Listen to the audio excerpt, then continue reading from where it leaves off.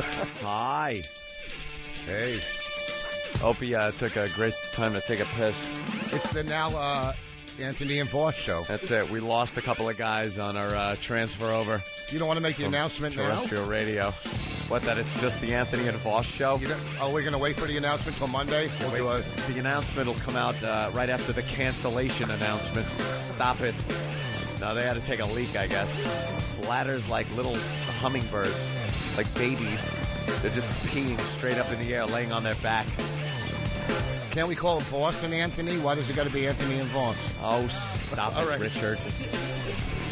What happened, Jimmy? Breathe light strip off and it ripped off the nose skin. See, you're going to get a problem with that adhesive on the breathe right strip. I know. Do we have any, Faster trace it. A mirror? Hello, not good enough to be on regular radio. How are you? That hurt. Oh, did you say that to me? That hurt. Oh, that's nice. You know, like, you are so gloating. You are like a whole, like, untouchable. You know, this business is like a heart monitor. Goes up and down. I understand.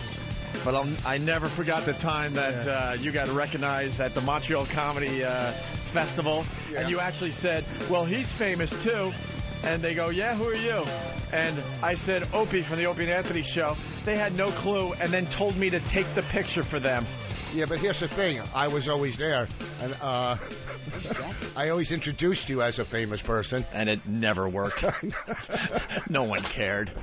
Anyway, that was very, very interesting. Now we're back in familiar surroundings. Eventually, this whole thing's going to make sense for everybody. Eventually, it's going to be comfortable on both ends of this. But so far, it's a little strange over there. It's a little strange. Yeah, it's a little weird, huh? But we got some laughs. We got some laughs in. I so want it to be like a month down the road, you know? I want to be used to being over there. Because now we sit here, and it feels like, you know, the show. Well, right off the bat, there's an echo, so you gotta, this is all inside stuff, I guess, but you have to make sure you don't move while you're broadcasting, because as soon as you move off mic, there's this echo that's really, really distracting over there. But they're going to fix that. Yeah, they're fixing everything. I thought it felt a lot better today than it did yesterday. Just like when we started here every day, it just gets a little better. You feel a little better about yourself. If you recall that first week here, oof, a little nerve-wracked, and then, not unsure surroundings, equipment stuff. So, just bear with us. In the end, it's going to be great for everybody. We want to thank the Monahan? Yeah, Monahan Pipe Band. The Monahan Pipe Band for giving me a headache. 5 minutes to Monahan. Kenny was 2 feet away from me. I was trying to tell him something. He couldn't hear. That's how loud it was. Bagpipes are real loud. That was really loud. And the people at Starbucks, because, most of those people are just waking up, just getting their first cup of coffee. They were so annoyed. And who knew that the line at Starbucks was that long when regular people are going to work? When the average Joe is going to work. It doesn't matter what time of the day it is. When we go to Starbucks, it's like 6 in the morning. When, they're just opening. It's so easy to get your coffee. The line was all the way out the door. I think they're doing pretty good business over there. Yeah. I think they're doing all right. My nose hurts. Bagpipes on, like, St. Patty's Day. People at 9 in the morning or whatever, they don't care because it's St. Patty's Day.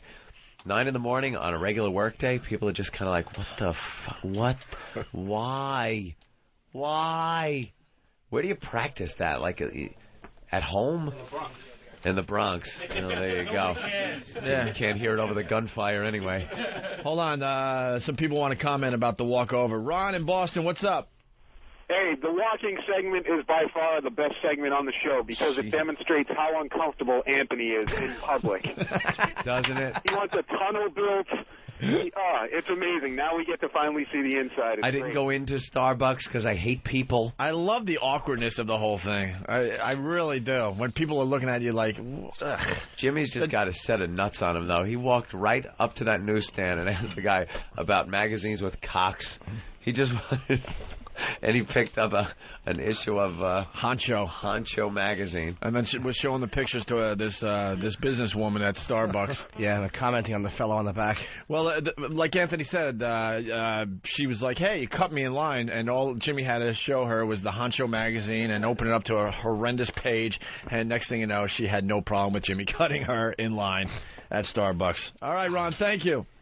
gonna hang up and listen to myself. See ya. All right, cool. Guy with no name from City with no name. How are you? Hey, guys. Happy birthday, Ant. It was yesterday, sir, but thank you. I know. Hey, can you break down the radio magic, the fourth wall?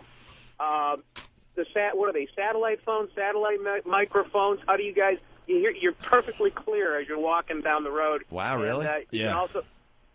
Go ahead. No, go ahead. You're doing good. We just interrupted for 1 second. What did he do? I don't know. Got nervous. XM pulled out their checkbook and bought like the latest thing. These microphones are amazing, aren't they? They're handheld microphones. Eventually, they're going to be pinned on our lapels. Oh, and they broadcast great. But then again, you know, the studios are only a block away. They're pretty close. So thank God. Let's say hi to. I didn't mean to go to Jen, but Jen. What do you have? Yeah. What's up, Jen? I think that it sucks that I'm paying for XM, and I waited for you guys, you know, to find out what company you're going to, and now I got like twice as many commercials, and I'm paying for them now, even though you're on free radio. You're not hearing commercials on XM. I'm hearing horse crap on XM. You guys aren't like hanging out and talking and doing your thing. It's all about. We are right now. Well, it's in the early days of this whole thing. Everyone's got to just relax and see how this plays out. We got all sorts of ideas. They're trying to figure out what to do when we go, you know, and play commercials when we're on regular radio. There's also talk about taking the whole morning show that we do and making it into a steroid version, we're calling it, for the replay, so you don't even hear us taking very long breaks. So we're still figuring out as we go. All right, because it just seems like we're losing more of the show. Not at all. We got a new bit where we walk every day, and every day it's going to get sillier and sillier. That was really funny today. Well, that was cool, but I was listening to the replay. Wait, the only reason that was really funny today, see, I got to call some of these people out. The only reason that was really funny today is because it's a new bit because of the deal we made. Yeah. All right. And there's so many other things that are going to come about because of the deal we made. Better guests, I mean, it's... You know, bigger... So just have patience, basically, is what you're saying. Oh, man, it's only been 2 days. We're not even comfortable over there. I waited 2 years for you guys to go to XM, and I waited. I saw Jim on Colin's show and was so psyched. And I don't know. You know what? I got to blow you off, Jen. Awesome. Thanks, Jen. I got to blow you off because the guy that was on the phone with us and he just kind of hung up out of nowhere, it looks like he hit a bus. Let's go back to Bill. Bill, what's up?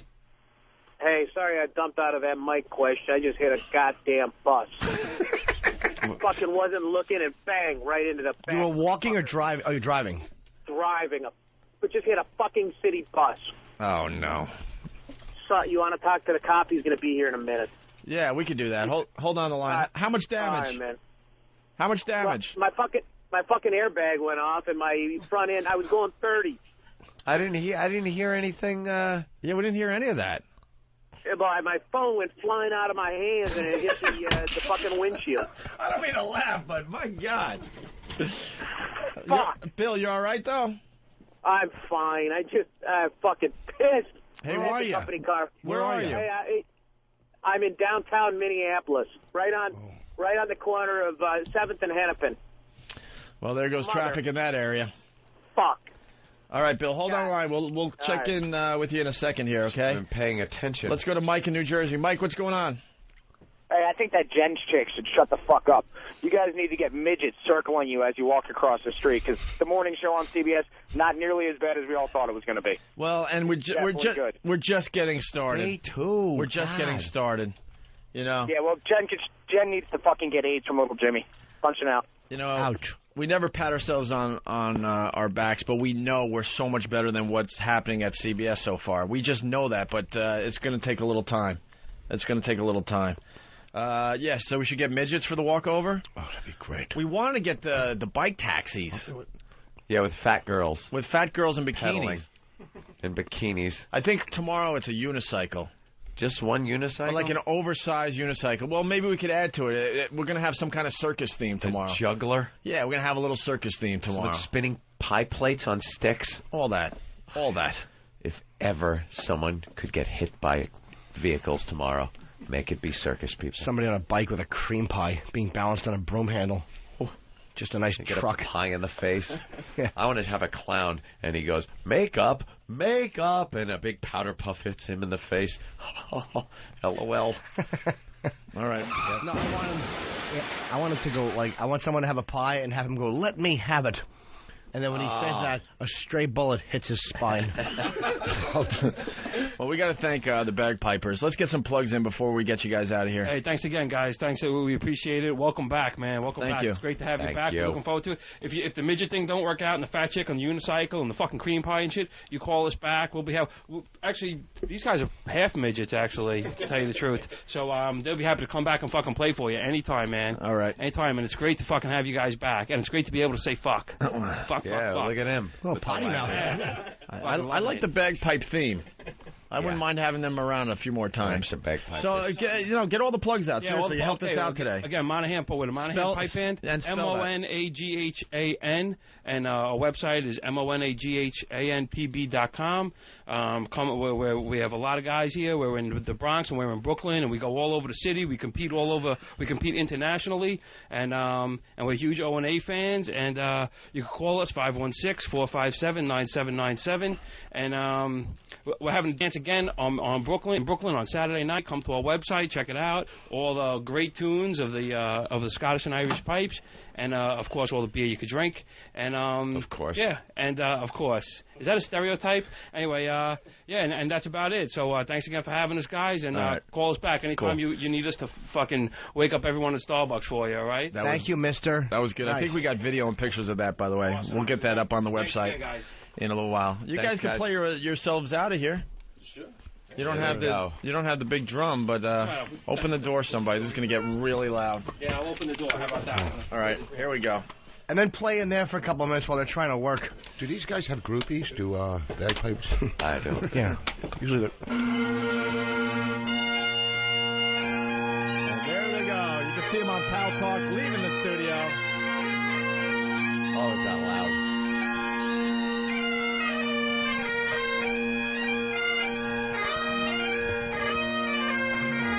Yes, slam the door, Hawk. Goodbye.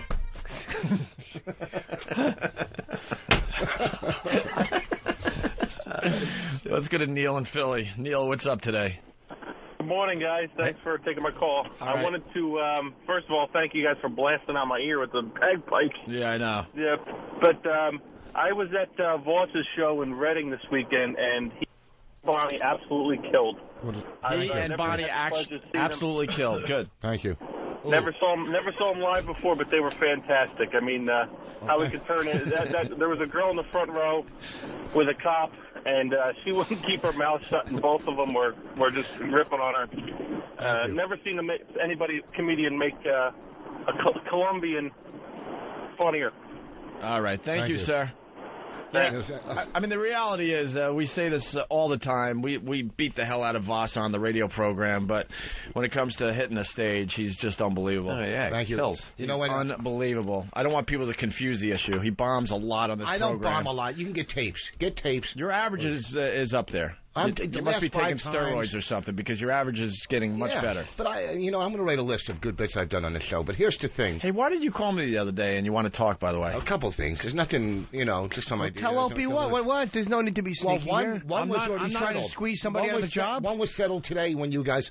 I was supposed to do Kid Chris on Friday, right? Right. Tomorrow, because I'm in Northeast Philly this weekend. So I talked to him yesterday. He goes, I don't know if he can come in because I don't want all the pests to go crazy that I'm still an One's guest. And I think they're pissed at me and this and that.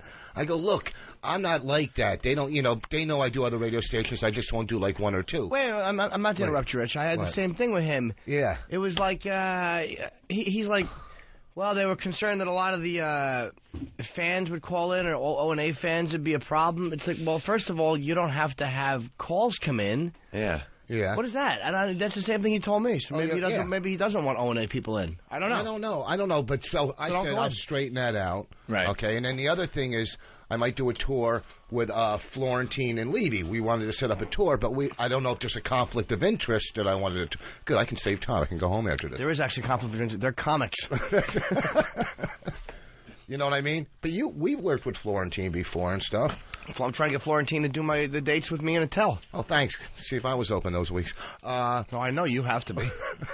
So those were pretty much it, you know. All right. Well, you want to come by the other studio tomorrow to promote the gig in Philly? Yeah, I would love to. Well, how are you going to promote the show? In Philly? You can promote it here as well, but we're on YSP. That's. I'm allowed to come in. Here's the thing. When I said, can I come in today? And Ben said, yes. I'm all excited. I'm going to, what's her name? I'm going to do the new show. When I heard it on the radio driving the other day, I was so, it just brought back good memories. Right. And people, they'll see how funny it used to be. Honestly, we're not even worried because we know it's just early on, and it is what it is right now. We always stink for the first 9 or 10 months. So Ben Don't you worry. Ben said, come in Thursday, and then he called me, and I'm all excited. Then Ben said, all right, meet at the XM studio. And it was kind of like a girl saying, I don't want to go out with you anymore. But, of course, I love XM because you know what I mean. All right, stop talking. Thank you. Stop groveling, Rich. You're not a nice... groveling. I love XM. Shut up. We explained it You're not a nice guy. We explained it. The first few days, we just wanted, it to be Anthony and I and Jimmy because we're just trying to get used to the place. And starting tomorrow, we're gonna open it up and start getting things done. So come by tomorrow. Oh, cool. We got Big A and Twitchell's doing the news, and they're gonna do Yo Mama. They're gonna battle Yo Mama style. Doing Yo Mama jokes. And then we got Joe Rogan. It's gonna be a good show tomorrow. So it's gonna be a busy show. Yes. How you doing with the smoking? I have a great plan, and it's working out. Why does it keep smoking? No. Well, I cut back. To keep smoking. Wait, when was the last time you had a cigarette? About 45 minutes ago. So you have a great plan, and it's working out. I'm cutting back. As of May 1st, I start dieting, so I lose a lot of weight.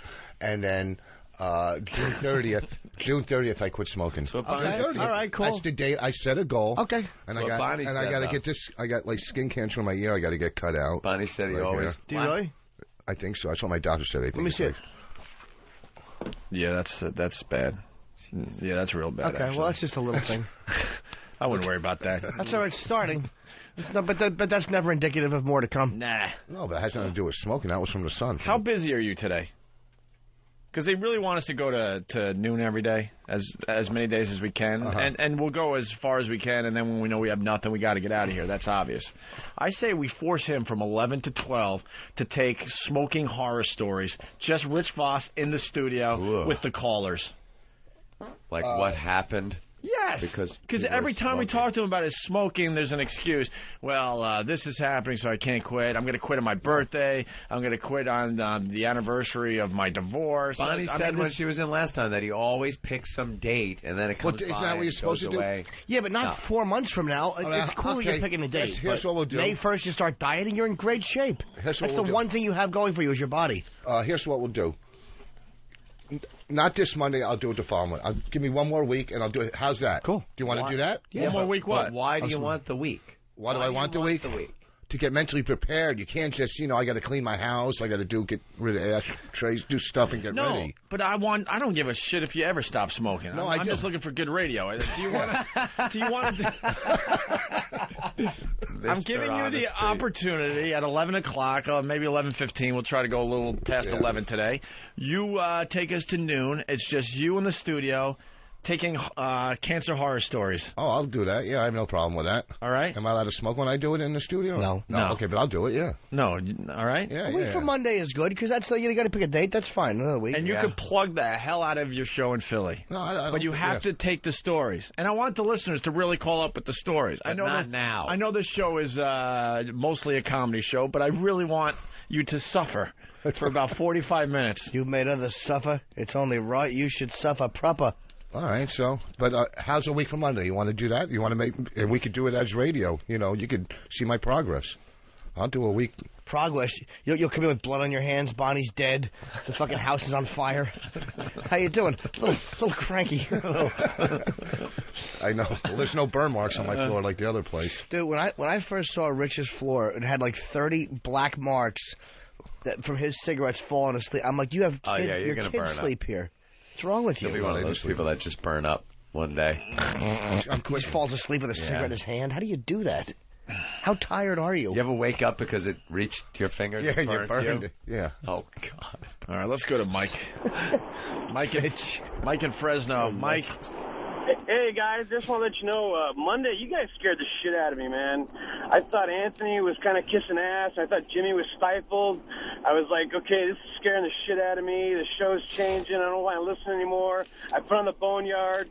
But then Tuesday I put you on. Man, you guys are still kicking ass, and I'm real happy for you. Thanks. So thanks for not changing the show for SXM subscribers. I think he's... And Opie, I got one more thing for you. Yeah. He's kind of joking. We weren't on Tuesday, by the way. Yeah. Oh. Yeah. That was his whole joke. Marie. Hi, guys. Marie the trucker, what are you hauling? We're hauling Alaskan king crab. Oh, hurry. Man. Can't you send some our way? I begged for some. They wouldn't give me any. Are they alive or no? Oh, no. No, they're frozen. Hurry. They're frozen. They're going bad. Yeah. She's probably... Yeah. By the way. Yeah. Speaking of seafood, oh, man. Worked like a charm. I went and I got some shrimp for some shrimp cocktail. Oh. I And got some of them shrimps. I got like a pound of shrimp, and we ate up most of the shrimp except for a few. And then we threw it out in this little wastebasket right next to the mouse traps. Bam! Bam! Got 2 last night. They smelled it, huh? They like the shrimpers. Did you do that on purpose? No. But my traps, I haven't gotten anything lately. I've been putting the peanut butter in there and nothing. You throw away seafood and then leave it in your house? Well, no, it was like, it was dinner. Overnight? No, it was dinner time. Yeah. And then we threw the shrimp away, and then it was hours later. And I was, before I went to bed, I took the garbage out knowing that it was shrimp. And I saw my electric mouse traps that fine listener sent me. Yeah. Both blinking. I'm like, yes. They had to have smelled the shrimp and just went nuts. Lured over, thought it might be in there. And they couldn't find it because it was in the wastebasket. Nice kill. And the traps were, kind of in that same area. So they probably smelled the shrimpers and went right in the electric mouse trap. Just saving the pelts? I should have taken a picture. I haven't taken a picture of the mice I've killed lately. Dude, you're infested. We figured that we figured that we're up to like 20 kills. But you don't have rats. And I'm not even exaggerating. Not even exaggerating. Last time I was keeping track, I was up to 12 or 13, and there's been a few since then. So I think I'm around 20. Damn. You're an ace. But if you have mice, you don't have rats. It's because how do you what? Yeah, they can't live together. Well, yeah, because rats will eat the mice. It's like rat, mice, scissors. I'm reading a really creepy. What if they're eating the mice, but you have so many mice that they just keep replacing? Then the mice will get out of the house if there's rats there. They'll leave. Yeah. You don't actually like white people with. I was absolutely thinking the same thing as was every other racist who enjoys this program. Me and Jim used to go rat watching up in remember that place we used to 72nd up there by the train. Yeah. Just the bushes would rustle. You would walk past and just hear, and they'd move. The bushes would move, and you go, "Why are the bushes moving?" And you look closer, and there are rats infesting the entire area. You get that by Washington Square Park, too, after they leave the cellar at night on a weekend. It's really late. And you walk by the park, and literally you can just stop for a minute, you watch, and you just watch it move with rats. Yeah. And now that they've taken a lot of those bushes out in the park, I think they want to disinfest, if that's a word. Yeah. All you see is holes all over. Where the rats, it's creepy. And the people who live right across the street have them all in their front yard. $1 million brownstones. Yeah. They have rats in the front yard. Yeah. I can never understand living here. So, Marie, what do you got, by the way? Well, yesterday when you guys left little Jimmy in the studio, you had me in tears. Every time he'd shake that tender sentiment box, my eyes were just watered like crazy, and my old man sitting there laughing his ass off at me. You were crying? I was crying. You had me in tears. I know it's a bit, but damn, he sounded so forlorn. It's actually not a. It's actually not a bit. It's something that I do, even at home when I'm sad, because a lot of times, you just kind of feel left out, and you want to just. Oh yeah. You need sometimes a tender sentiment. Unloved. They need to make more tender sentiments. Oh, yeah, they're making more every day. You know kind of like fortune cookies. They're coming up with new sayings every day. You know what? Give us one. All right, here we go. Marie, I don't. Marie, just for you.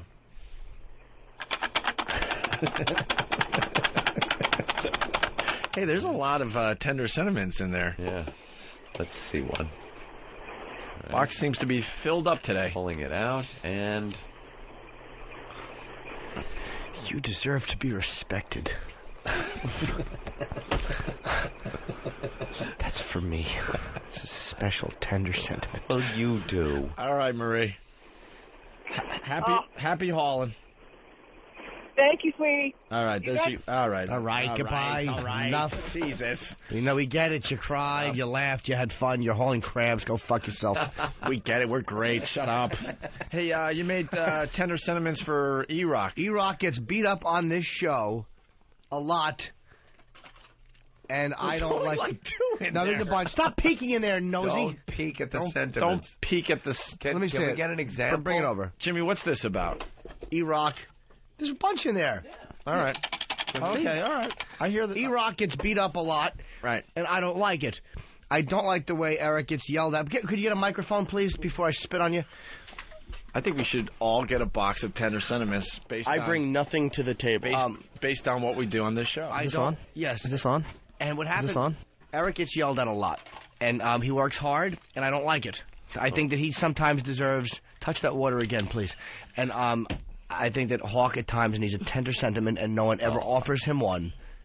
And I think he's a sensitive dude, and, you know, if it works for me, it should work for him. Well, maybe an example of your tender sentiments, if you want to shake it up. Do you ever get sad, Eric, when you get yelled at? Honestly.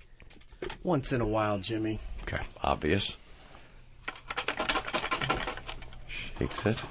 Pulls one out. Here's a tender sentiment for E-Rock.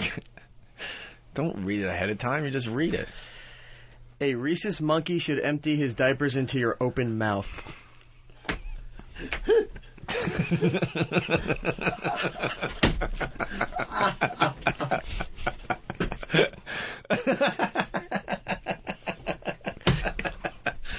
Oh, there you go. You should be feeling a little better about yourself. Great tender sentiment. Oh, take the box with you. You never know when we're going to have to dip into the old box. Candyman, what's up? What's up, O&A? Hey, Candyman. What's up? Boss, you suck. Thanks. Hey, Jimmy, I want to tickle your balls a little bit for that tender sentiment shit. That was hilarious. Thanks, man. I was just like the other fucking caller, laughing my dick off, listening to you shake that box. Thanks, man. It was just one of those little silly things. It was one of the funniest endings to our program ever yesterday. They're talking about it on Whackbag. Ben is laughing his ass off outside the studio. Ben, come in here. That's all he does. Now he's back to not producing, by the way. Yeah, now he's off. Come on in here. I want to see what Ben is doing. Ben now only works from 6 till 9. Hey, Ben. Pat, thank God we booked Pat for the satellite show because he said fuck about 80 times in the 2 minutes he's been out there. Yeah, we got Pat Cooper outside the studio. Yeah. This should get very, very interesting. And he's got a real tough time hearing, so you got to yell to talk to him. Are you kidding? I can't even talk. Oh, he's like, fucking. Well, he'll put headphones on him. Yeah, he just told me about an $8,000 hearing aid. All right. $8,000 hearing. He's babbling to $8,000. He's babbling to someone out there, and obviously that person just doesn't care. He's politely nodding and smiling. Anyone else notice that? Yeah. The best is, Steve's like, you want to do IDs? What the fuck are IDs? I want to get paid to do fucking IDs. Boss, you're going to have to sit here. Yeah. All right. Why don't we take a break? Sit here, and because I want he's over there. Why don't we take a break? Yell at me. We haven't taken a break since we left the other studio. I hope people realize that. I got to take a leak. Yeah, we got to take leaks, and when we get back, we'll talk to Pat Cooper. Hi. You're checking out the Opie and Anthony program. That's Buck Cherry, Crazy Bitch, Rich Voss in studio. Playing Comedy Cabaret, Northeast Philly this weekend. Thank you, sir. And we're doing, I'm not plugging this, but we're doing a Mitch Hedberg tribute on Sunday. Where? In Minneapolis. Oh, man, I would love to go to that. Yeah. Are flights cheap? Yeah. JetBlue? Yeah, I know. I'm taking Northwest, I think. It's really cheap. I would love to go to that. Yeah, it's going to be a bunch of comics. Yeah, very cool. I've never been asked to do one of those tribute shows to a comic. Jerry Red Wilson was a comedian that died. Never been asked to do that. And these are guys I know that die. None of these fucking people that book them would ever ask me to do it. It's really irritating. Well, they threw me out. You know what it is? Bonnie was doing it because she's friends with Mitch's wife, his friend, Lynn.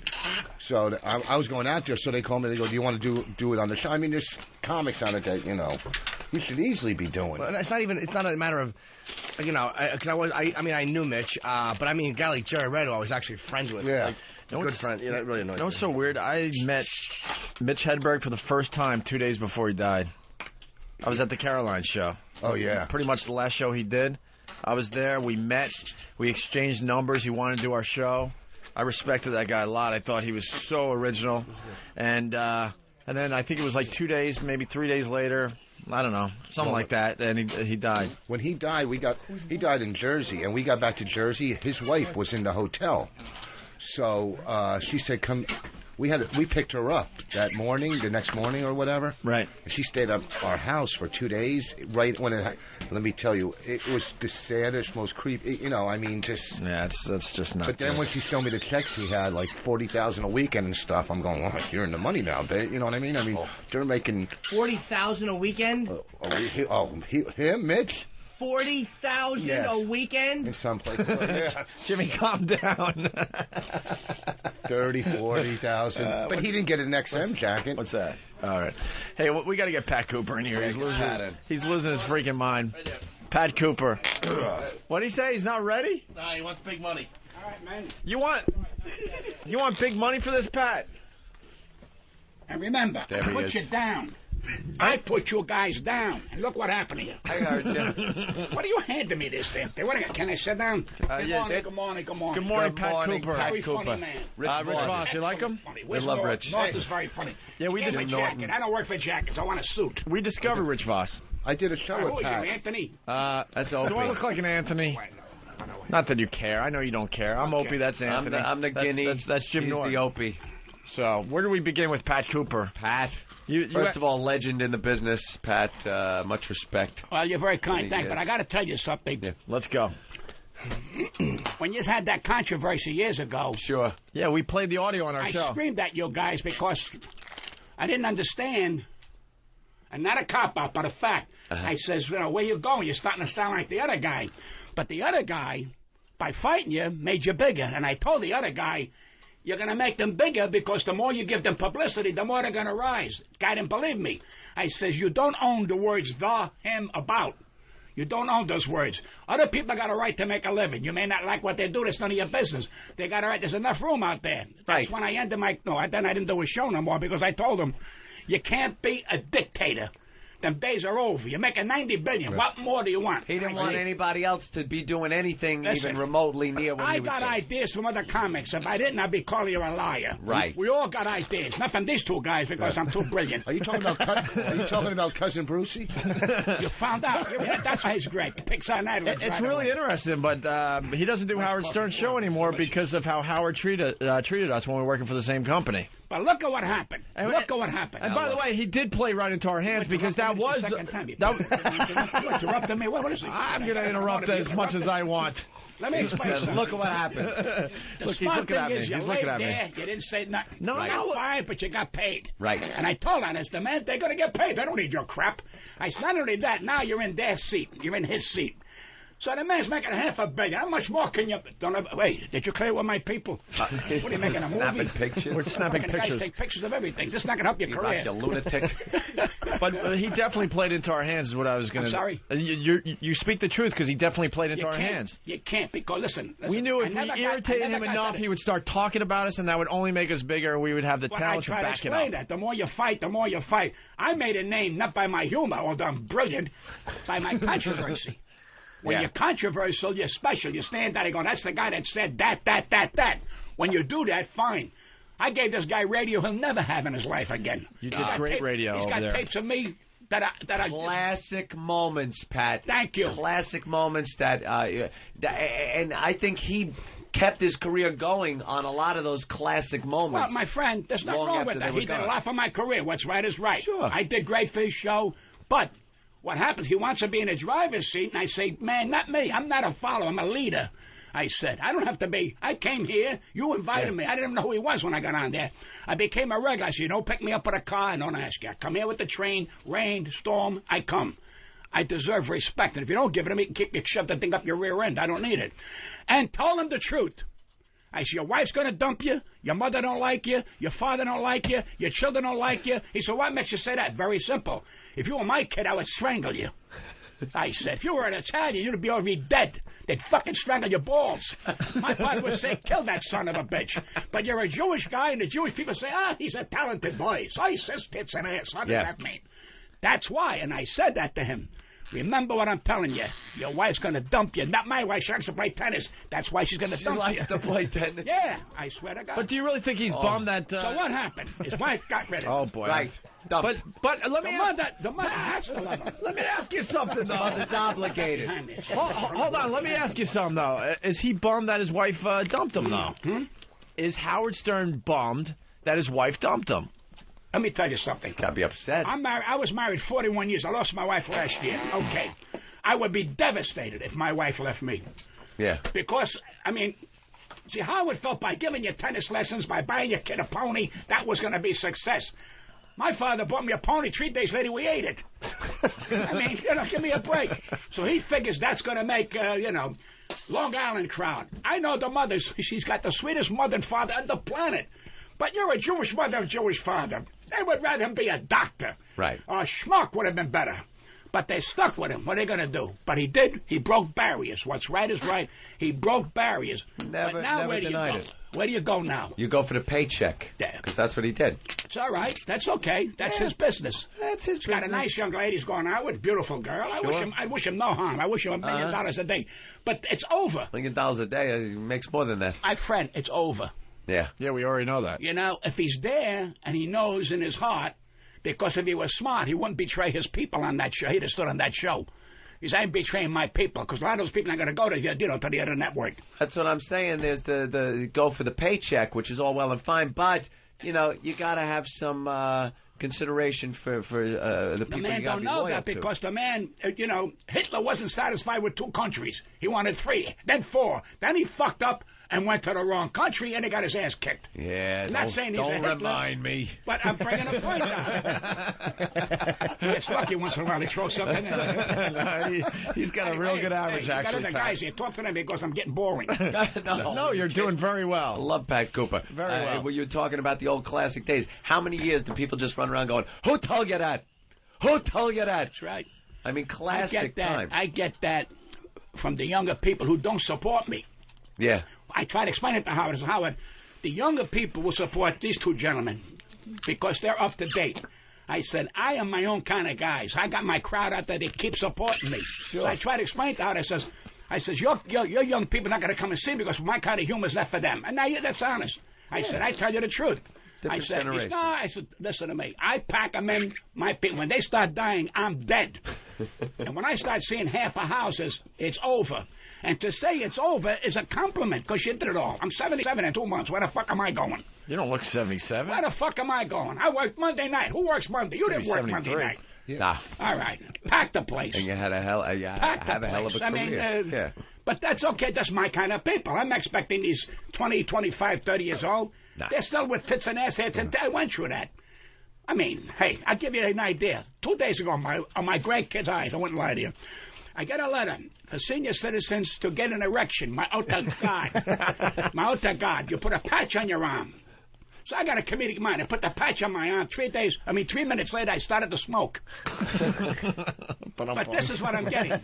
Everybody's worried about my erection. Yeah. I'm happy if my body gets stiff. But this is where I'm at. To admit that you're an old guy, you had your moments, and you go about your life and you work, and when it's over, it's over. I rehearse every Thursday. And you're still working and having fun. Every Thursday I rehearse dying. I tell my wife, do you like me this way, or do you like me that? That's reality. Morbid bastard. No, that's fucking reality. Yeah. Don't let nobody bullshit when I gotta have your bullshit. The bottom line is you're going down with all of us. So understand that and enjoy whatever pleasures you got. I don't hang out with comics, not because I respect even bad comics, because I know how tough it is to get up on that stage. Very hard, But sure. when you hang out with other comics, it gets fucking crazy. You got to close the store once in a while. Yep. Go to Whitley there, sit down there, hit on a broad with hair under the arms. It's something different. Here's a Viagra if you want to get a stiff. I opened for him. He killed. Of course he kills. Everyone knows that. It was just like Pat Cooper has all that. He has energy that the younger guys don't have. I used to listen to Pat on Bob Grant when you would do Bob Grant. I did Bob many times. We love Bob Grant, by the way. Oh my God, the two of them. Hey, Imus. I used to do Imus. What happened with Imus? This prick made a statement that he inherited me from Stern. And I said, wait a minute. You inherited what? You wouldn't know my talent on your best days. I bailed him out in Las Vegas when they did his show the first time in Vegas. 3 o'clock in the morning, I got up to do his show. He didn't like comics. So he liked me. As I was doing Stern, I was doing him. Stern never stopped me. Who the fuck you to tell me what to do? Forget it. Now, when was this? About when? So, this couple about a year ago. So now he don't want me on the show anymore. I says, what are you, G? Who are you, you ugly bastard? Who are you? I says, you suffer from scar tissue, you piece of shit. How the fuck are you? Who the fuck are you to tell me you inherited me? You couldn't inherit your ass. I said, fuck your farm and fuck your cows. Cocksucker. That pisses me off. Wow. Well, that's a fact, pal. He's got a fucking farm. He wants everybody to know he's saving the children. Him and his brother's another fucking nerd. You hear me? You hear me, Don? You're a piece of shit. What? He listens to the show every day. Pat, He loves our show. What happened to you that made you so angry? I was angry the day I was fucking born. I didn't like my mother's attitude. It comes with the territory. My whole family fucking yelled. Everybody yelled. I never cried. We fucking yelled. Whether they're angry or not. Oh, yes, the Fred. Who made the macaroni? What time you come home? What the fucking day? I don't know about that. What are you doing here? I don't know. We never done. We never went to church. We were barred. Because we would yell out our prayers. And then all the emotion had to be shoved down. My friend, right? No crying. I used to get dizzy, so I used to walk the street and be on the floor in 2 minutes. I'd be on go like that. I went to a fucking doctor. I yelled at him. He says, nothing you can do. Go out and fucking yell. Because if I stop yelling, I'll fall down. Because the adrenaline. Yeah. See, last night I was sleeping knowing I was going to do this show. See, so the fucking foot was going like that, back and forth, back and forth, back and forth. Got on the train, nice, come here. And you got to contribute to the show. What the fuck you want me here for? Because I'm Pat Cooper? What has he got to say? Can this guy say something? Is he a good guest? Should we bring him back? Those are the fucking things. I don't need this shit. I got back the slides. You got on your show. You got on a train to do our show? I thought we sent a car for you. I don't want a car. By the time I get in a car, I could be here 3 or 4 times back and forth. That's a good point. Car, what do you expect? So, you got to spend the fucking money that you're making. Don't be a pig. Always spend it. Go on, have a great time. Have some fun, right? Where you going to take it with you? I just bought an apartment. All right, because I'm there 20 years in my other apartment. They want me out. I got no lease. I said, fuck you in your apartment. So what do? You go out and do something else. I buy another one. See? And I go there, the woman goes, they look at you in the apartment. They go, you have to go before a board. Yeah. I said, before a board? Yeah, fuck you and fuck your board. I said, grab your balls, lady. She goes, you seem like a nice guy. I swear to Christ. She goes, why should we put you in front of a board? She says, you want to pay $500,000 cash? The man's got cash. What's a board mean in life? He's such a Talena. He said, Talena, that means Italian, you people out there. I said, well, thank you, Mr. Schwartz. You're the person. You don't have to go on the board. You have $500,000. For fucking money, should have gave me a blowjob. Remember, fucking money is the bottom line. When I say it ain't the money, bullshit. It's the fucking money. And when you're born a dog, you can't die a cat. Remember those fucking words. Words of wisdom, man. Wow, people are loving Pat Cooper on the show. Of course. Hey, Pat, you want to throw on some headphones? Some people want to talk to you and say hi. Oh, well, you're here to listen to the call. Let me see if I can hear. You got an audio? Some audio? I'm like I got a seat here. Let's say hi to Brian. Brian, you're on with Pat Cooper. He might not be able to hear you. He's got a hearing thing, but go ahead. All right, I'll give it a shot. Pat, when you were doing Stern Show in the 90s, man, when he had you on, sometimes I just stopped what I was doing. You are such a funny fucker. And you bring an energy, for a man 77, you bring an energy that I hope you get to do a threesome with Happy Typing Girl and Lucci 18. And O&A, you fuckers rule. Get little Jimmy more money. I love you guys. All right, thank you. Thank you. You know something? You know something? When you turn around and you say, why are you yelling all the time? So naturally, people are expecting you. This is your. I mean, if you say, good morning, how you feeling? They say, Pat, there's something wrong with you. Yeah. Why you so low, okay? I went for The Sopranos 4 times. I told David Chase, don't ever call me again, ever. This is my fucking minutes you're taking away from me. At that time it was 75. I said, every fucking thing I hear my tick, tick, tock, tick, tock, tick, tock, tick. I'm going to fucking die, and you're breaking my balls. You don't know what to do me 4 times. You put Frankie Valli on, you should have put Death Valley on. What the fuck is wrong with him? I said, The guy can't fucking act, and he don't like it. Fuck him, too. Then they put Lauren Bacall on. She gets robbed, and she falls down. Then that other ugly bastard, son Kingsley. I said, I'm a fucking genius next to this shit. I'm special, you dumb assholes, and you don't put me on. So, what happens? Yesterday, Sunday, the guy mentions me on television. He goes, you'll never pay anybody, but you paid Pat Cooper. So I got a call from my friend. As you see, I don't even have to show up. I got fucking publicity. 25 million people heard the word. I got more fucking phone calls. So what does it mean? What does it mean? You know what it means? Stand in the fucking light so they can see you. And don't be afraid to take the shit if you can give it. Yeah. I understand? Well, this is going to cost you about $30,000. Hey, hold on a minute. Check. Indy Mike wants in. Indy Mike, you're on with Pat Cooper. Morning, guys. Hello, Pat. Hey, hi, I'm Andy. Andy, Randy, whatever your fucking name is. How are you? God bless you. Happy Halloween in case I don't see you in October. Hey, Pat, you seem a little bit hostile. I thought maybe Jimmy could hand you over his box of tender sentiments and pull something out. Hostile. I am fucking hostile. What do you mean, see a little bit? That's my fucking thing, man. I'm hostile. I tell the priest, I went into listen, I got a confession. I told the priest, I ain't telling you a fucking thing. How does that grab you, Father? I don't tell nobody shit. So that's my craziness. My father beat the shit out of me, but he don't go to confession, so he's a fucking hypocrite. So what does that tell you? You stand down and you be counted. 7, 8, 9, 10. You're out. That's the fucking story. I'm up to 6 right now. I got 4 more digits and it's all over. All right, go back to bed. What was the Pat Cooper upbringing like? What was it was no upbringing. It was a downbringing. Because they taught you get nothing. Was that it? You get nothing. You want to go out and work for it. You don't learn that young. My father says, there's a fucking door. It goes out and in. You don't want to stay here? Go do it. I came here when I was 11 years old, he told me. I ran away 14 times. Nobody found me. What the fuck does that tell you? Listen to this. I'm crying. The woman said, what's the matter? So my mother wants to put my head in the oven. So the woman goes, that means she loves you. Let her put your fucking head in the oven and let her fucking love you, you sick bastard. So she tells my mother, I said, fuka. I said, I didn't say fuck. I said, fuck. How does that grab you? So my mother beat the shit out of me again. So there's your answer. I'm not hearing a lot of love in your childhood. I got more fucking love on my pink and respect for people and care for people than people imagine. My friends who know me over the years, I'll give you my soul if I love you and I care about you. Yeah. But that fucking word love is dangerous.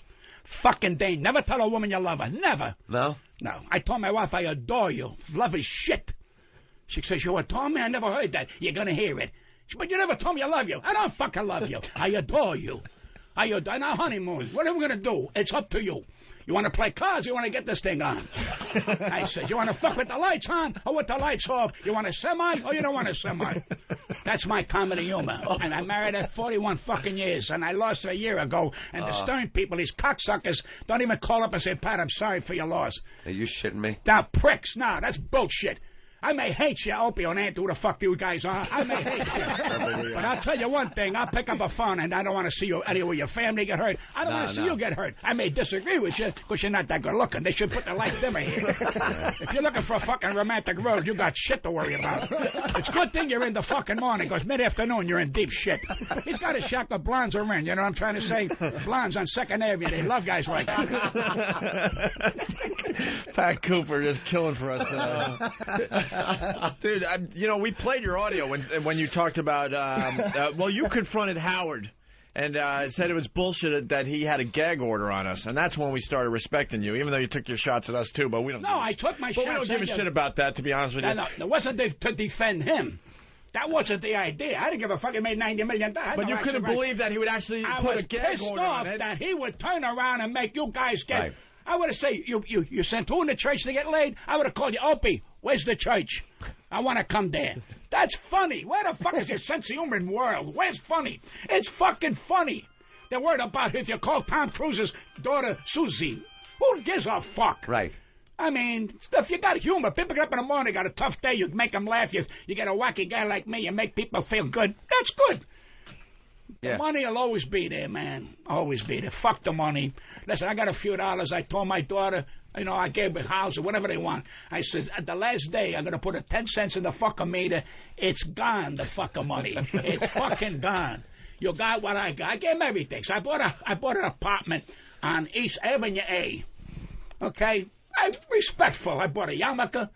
You know, in case the wind shifts. You know? And I go there, and I'm going to live amongst my Jewish friends. There you go. And they're wonderful people, because, see, years ago, I used to say something at the table funny. And my father goes, what are you, a buffoon? What gives you the right to open your mouth? If I was a Jew, another melting boil. Because the Jews were the best comics on the planet. I've never seen, I grew up with the greatest. The fucking greatest Jewish comic. Lenny Bruce? Shecky Green, in my opinion, was one of the greatest nightclub comic on the planet. Jack Carter's and these kind of guys. Now, the young people today don't know that. And these two gentlemen here worked their way. Their style here was not years ago. There was no word stand-up. You were an entertainer. Because what my brother is an entertainer. What does he do? Does everything. But then now it's stand-up. I got a dentist, a rat bastard, drilling me. He wants to be a fucking comic. I said, do me a fucking favor. Do I want to be a dentist? Do I want to be a fucking dentist? Fill the fucking hole and leave me the fuck out of here. He goes, well, Pat, I want to tell your story. Fuck your story. I said, you want $380? Fill the fucking hole, you carpenter. Let's go back to the phones. It's Jay in Jacksonville for Pat Cooper. Jay. Is that it? And Pat Cooper needs to make No. Hold on. Oh, we keep going, Pat. Keep going. Where? What time you get out of this thing? I don't know. I got to go back and do Stern. What time you get out of this? Yeah, he's going to want you on after this appearance, I'll tell you right now. Hey, Jay, what's up? Hey, we need some inspirational tapes from Pat Cooper to get our lazy bum asses out and do something with our lives. Yeah, inspirational tapes? A lot of people sit around and don't Listen do to me. much with their lives. I swear to you, but a guy, say when this a guy said, I got DVDs are blank. You fill it in. Whatever makes you fucking happy. Fill it in. In other words, use your imagination. Don't depend on anybody to give you a lift. Give yourself a lift. Yeah, everybody's got talent. And remember, what's more important, the doctor or the plumber? Fuck the doctor. The plumber will always fix your leak. Remember these words. Lawyers are full of shit, and doctors are full of shit. I got hearing aids cost me $8 fucking grand. I can hear an ant fart across the room. I can't hear my friend right next door to me. So watch out for medical assholes who turn around and say, you're going to hear. I can't hear cock.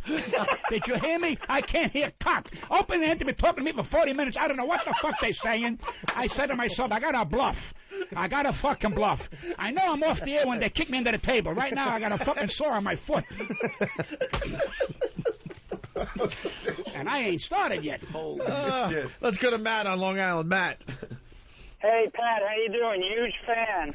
God bless you. I'll be out there in November at the Pack Shop Theater. Fuck Westbury. I have to go to the Poconos. Tell my wife I love her just to see you. He loves you. He loves you, Pat. Pat, what would you say to Jesus if he came back? I don't know if he heard you. What would you say to Jesus if he came back? Take the nails out of your fucking hands. You're messing up the carpet.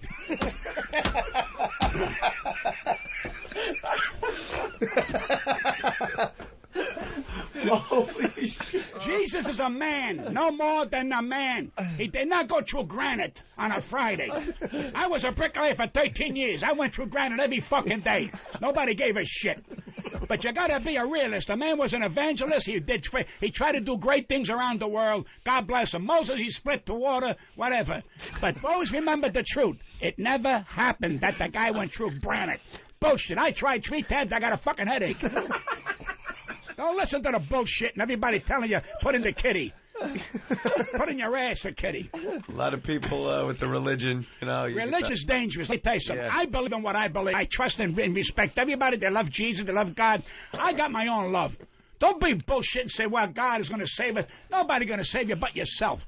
And when you give to another person and honestly really care and want to help somebody, that's the bullshit. Not when they get, you know, I swear to you, I get big letters from Indians in Iowa. Who the fuck I thought Idaho was potatoes? I'm getting fucking Indian feathers.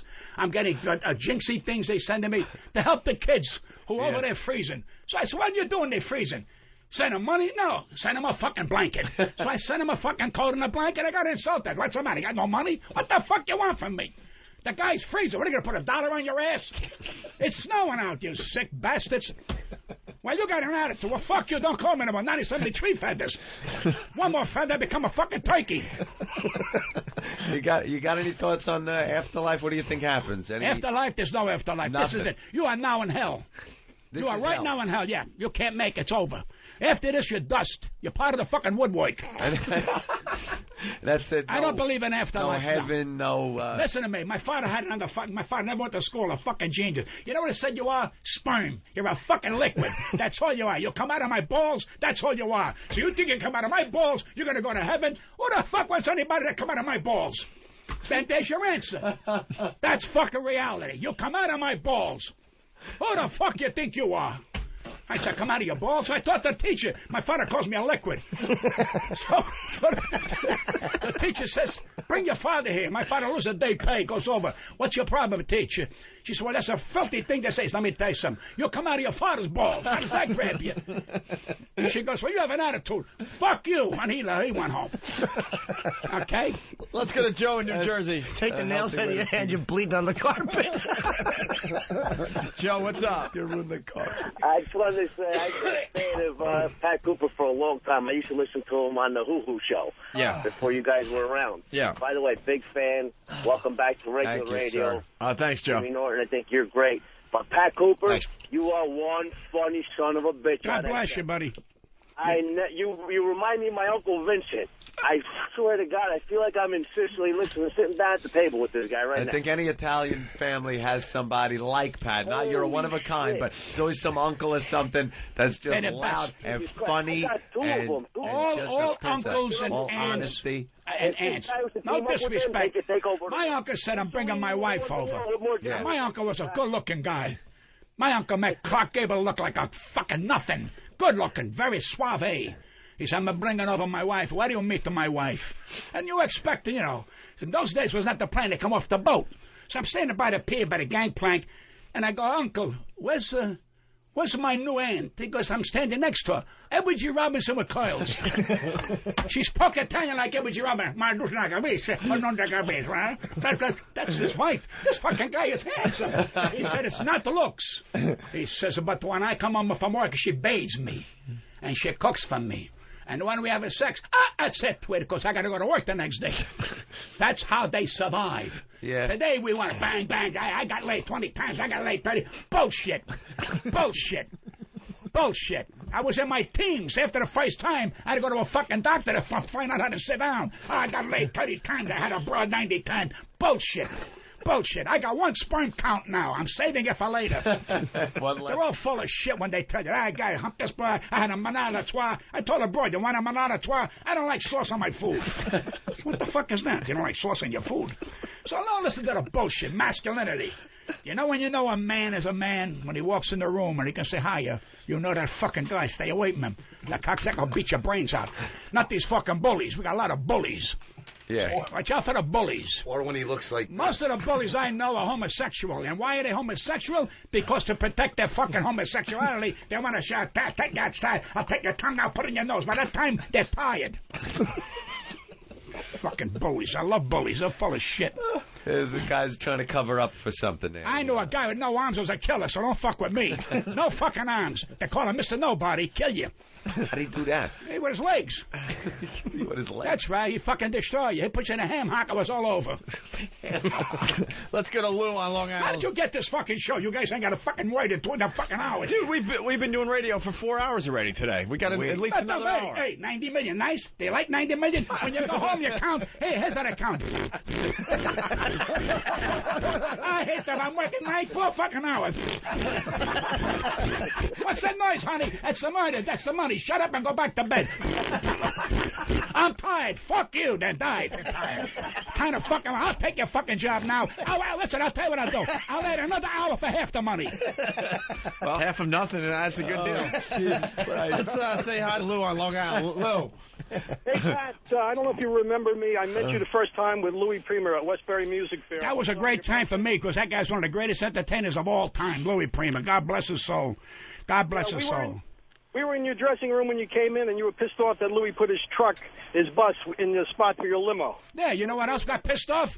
They didn't want to pay him fully because he didn't play the trumpet. He couldn't play the trumpet because he had a bad heart. So they turned around and said, Louis, you have to take 10% off. He went fucking nuts. He said, what do you mean taking 10% off? He said, well, you didn't play the fucking trumpet. He says, well, they came here to hear the trumpet. He said, that's your fucking persona. You play the song, you sing the songs, and you play the trumpet. This is how sick fucking producers are. He didn't play the trumpet. Okay, so the poor bastard died. He was in a coma for 6 fucking months, 6 years. Wait a minute. He woke up, played the trumpet, one song, and went to fucking died. Yeah, he was sick at the time. That's why he didn't play the trumpet. But I tell you, we were in your dressing room with you and your wife, and I didn't stop laughing for 20 minutes because I think you did 20 minutes on Louis' bus in your parking spot. Well, listen, he was not only a great talent, he used to call me on the stage just to break his balls. I mean, we had more fucking fun. I used to do the Italian dog. I told him how the dog you speak to in Italian. He's hot. I said, tell the dog, I said, Vina cara, dog, go back the bark. You know, he would fucking go nuts, a stupid thing like that. But what great ladies, man. Great ladies, man. I've got a recording of that thing when you went up on stage making fun of his toupee. You got that? That's worth about $30. Sell the fucking thing, you sick bastard. Put it up on eBay. All right, thanks, bro. Do you have audio of that? Send that in. It would be fun to hear. Yeah, let's go to Houston and say hi to Reed. Reed, what's up? What's happening, guys? Barry the Big-Nosed Jew. Pat, I just wanted to ask you if you've ever been to prison. What? You ever been to joint prison? Have you ever been? No. Always Let me tell you something. Honest guy. Let me tell you something. No, it's not a question of being honest. It's a question you got to be an asshole to go to prison. You don't do things stupid. You obey the rules and regulations of your society. Where the fuck? But I tell you what, I was in the fucking army. I was the funniest guy in the fucking army. The funniest cocksucker in the army. All I told them, I said, give me the fucking gun. I'll kill anybody. Where the fuck are they? Where are these Koreans? They let me go. They let me go. Because they didn't understand my fucking humor. 105 days of the guy's a wacko. That's what a wacko. They didn't give me a gun. They found out I was Italian. Give him a spoon. Put him in the kitchen. A fucking spoon. What are you fucking guys, crazy? The Southerners, goddamn mafia. I ain't no mafia, you rat bastard. Give me a fucking Tommy gun. Tommy, where are you? Tommy, where are you? All right, let's go to George in Chicago. George, what's up? Hey, guys. Pat Cooper is killing today. Hey, Judge, do me a favor. There's a theater in the Chicago area, the Chicago Theater. Tell those assholes, if they don't know what the book of Pat Cooper, they're fucking dickheads. You tell them I'm fucking insulted, they turn me down. What the fuck are they, stupid? Are they fucking stupid in Chicago? How dare they fucking insult my intelligence? This is my fucking country. I demand a recount. Yeah, we want to see you in Chicago. Do you tour still? You tell those rat bastards they don't know what to book. They book. You know what they do? They book Hitler in a Jewish neighborhood. That's how fucking stupid they are. I turn around, they put my name up. They go, right now, we don't know if there's crowds around. Fuck your crowd. They're there. I'll take the door. They backed off. Because you got 30-year-old people who don't know me. All right? There's a place called Foxwood. I worked at it, pack them all the time. Now you got the Mohegan son. I want a tape. As you want my tape? Give me your tape. I want to know what the fuck you do. You want my fucking tape, you fucking asshole? You insulting cunt that you are? Who the fuck are you? You want my fucking tape, you sick motherfucker, you asshole in the dirt, you piece of shit. You ought to be ashamed of yourself. I says, you fucking lowlife insulting me. I pack fucking rooms. Are you thinking about it? Who the fuck gave it a job? A deaf mute? Cocksucker. A tape? What are you? An amateur? I don't wake up yet. A tape? Yeah, is that an insult? Of course. But that's the insult. So you know what happens? She won't book you. Fuck them. I got 4 fucking agents. Said, what? I said, all right, Atlantic City. Never had a problem in Atlantic City. I put 5,800 people Monday, Tuesday, Wednesday, and Thursday, middle of the week at the Hilton. I said, she goes, well, you did me a favor with the price. I said, no. Bloomingdale that day was on sale, so I went on sale. I gave you my sale price, Monday, Tuesday, Wednesday, and Thursday, only in March. Now she says, I want to bring you back. Now you got to pay. Right. I don't have the budget. I said, but that rat bastard that you booked over the weekend, who came from fucking Australia, who didn't bring in shit, how you paid $150 a fucking night? I did 5,800 people. You have to think about it? Fuck the Hilton. Okay? Fuck them all. How dare they? You know what's wrong? Nobody stands up to these cocksuckers. Nobody tells me, who the fuck you think you're talking to? I'm a fucking tradesman. I'm a craftsman, you asshole. I'm fucking dynamite, you fucking no-talent piece of shit. And you're going to tell me you're going to direct the boat? You're not even a sailor. Get the fuck off the boat. You sick cocksucker that you are, embarrassing me, a man of my caliber. Now that I'm living with the Jews, I got my yarmulke. Fuck all of yous. Let's go to Terry in Philly. Terry, what's up? Yeah, this is the greatest I've heard in a long time. Fuck you too. What's up, Terry? I'm only kidding you. Don't mind you, but fuck you anyway. Terry, you got to start. Terry, you got to start over. Start over. I want to know what Pat thinks of Robin Quivers. Is she as big of a phony as Robin Quivers is a myth. She's not there. They all think she's there. She's not there. She had the balls to write a fucking book about nothing. Anytime you start a book with Once Upon a Time, go to work for Disney. What the fuck you doing with Stein? She's not a bad person personally, but she's a loyalty to him. Gary Delabato, another scar tissue. This putzin bum makes a statement that I abuse Howard Stern's daughters. He said, I got the tape to prove it. I said, let me tell you fucking asshole. Bring the tape here, and I'll kiss your balls in Macy's window. That I said anything bad about his daughters. I don't pick on people's children, you fucking scar tissue bastard. Remember, you got talent because you're ugly. Anytime they want a book, say, get an ugly fuck. They get you, Gary. And remember, when your mother wanted fucking tickets to the show, who did you call, you asshole? You called Cooper, didn't you, you fucking bum? When my wife turned around and died, did I hear from you? You no talent, disrespectful cocksucker, scar tissue motherfucker. How's that grab you? You piece of shit. You disrespectful fuck. You're a disgrace to the Italians. 1 point. Sei, cinque, nove, otti. You lose. Wow. Fucking assholes. And you know something? Note to self, unfair. don't get on Bad Cooper's It's bad unfair if you two guys would say, knock the shit out of me. Then you got to give me equal time on your show. That's fair. Right. All right? That's what I tell all these guys. You want to knock my brains? You tell Howard he knocks my fucking brains 1 time. I'll come out climb on that fucking guy. Because I came this close to beating the fucking brains. I'm not a fighter. I'm scared of everything. But I'd have fucking bite his nose off. He set me up. Yeah. 3 guys he put in the cars who said I badmouthed him. I said, let me tell you something, you asshole. Why would I need 3 guys to kill you? I badmouth you every day. What the fuck good is it? Who the fuck are you? When do you walk on water? I said, I'm knocking your fucking ass. I can't fight. I'm the fucking worst. I'm the worst. See, if they run toward me, I run toward them. I have no sense of direction. You understand?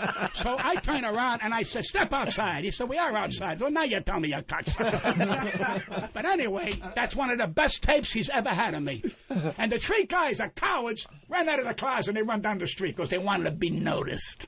Yeah. I says, Howard, you're my friend. Your first thing is to say, wait a minute. I know Pat Cooper. He won't badmouth me. He can tell me to my face. He's always said what's on his mind. He didn't defend me. And I went after. Got the fucking camera was shaking. And I said, good thing Howard didn't stand because he's 9 feet tall. You know. But I don't like to do that. I'm not a tough guy. I'm not a fighter. I don't tell people stand up. But you say things right to people's face. You don't need to go behind anyone's back. You always remember this. When you can tell John Gotti, step outside. And they all look at you. Hear what I said, John? Step the fuck outside. He said, Pat, don't get nervous. Now he knows I'm putting him on. Otherwise, I'm fucking dust today. Yeah. That's my humor. Right. That's my humor. You actually did that? That's the best did fucking humor in the world. I'm sorry? You did that? 20 times. Wow. Sam Gravano come over and goes, you know, you're starting to get on his act. Am I talking to you, Sam? Did I fucking talk to you, Sam? Step outside. He goes, we are outside again. It's what the fuck do I know, Sam? But you know something? Hey, I did his daughter's wedding. Yeah. The wise guys, you know, I tell you the truth. Pat, for the old ladies, I'm doing this here in the afternoon on Long Island. I'm my grandkids. Pat, these old women all got big crosses, they're all wearing black. But I mean, you want to cry, you know. They're the backbone of the Italian culture. So the guy said, Pat, the old man wants to say hello to you. Now, you know, the Italians, the old man is the big cheese. He's in the dark. There's 2 guys, one on the left, one on the right, and I can't see him. And an arm comes out and goes, Pat, how are you? You need anything? I said, no, I'm trying to find out who the fuck this guy is. No, I said, I forget. That night I do John Gotti's wedding. They said, Pat, the old man wants to see you. I go there. Here's this guy in the dark again, a guy on the right, a guy on the left. Pat, you need anything? What are you, a fucking franchise? I swear to fuck, what is that, a wooden fucking arm? I said, this guy's everywhere. Till today, I never knew who that guy was. They said, we don't tell you who he is. I said, I don't think there's nobody there. There was a guy holding a wooden arm with a fucking sleeve on it, going back and forth. I mean, like a schmuck, I'm shaking his hand.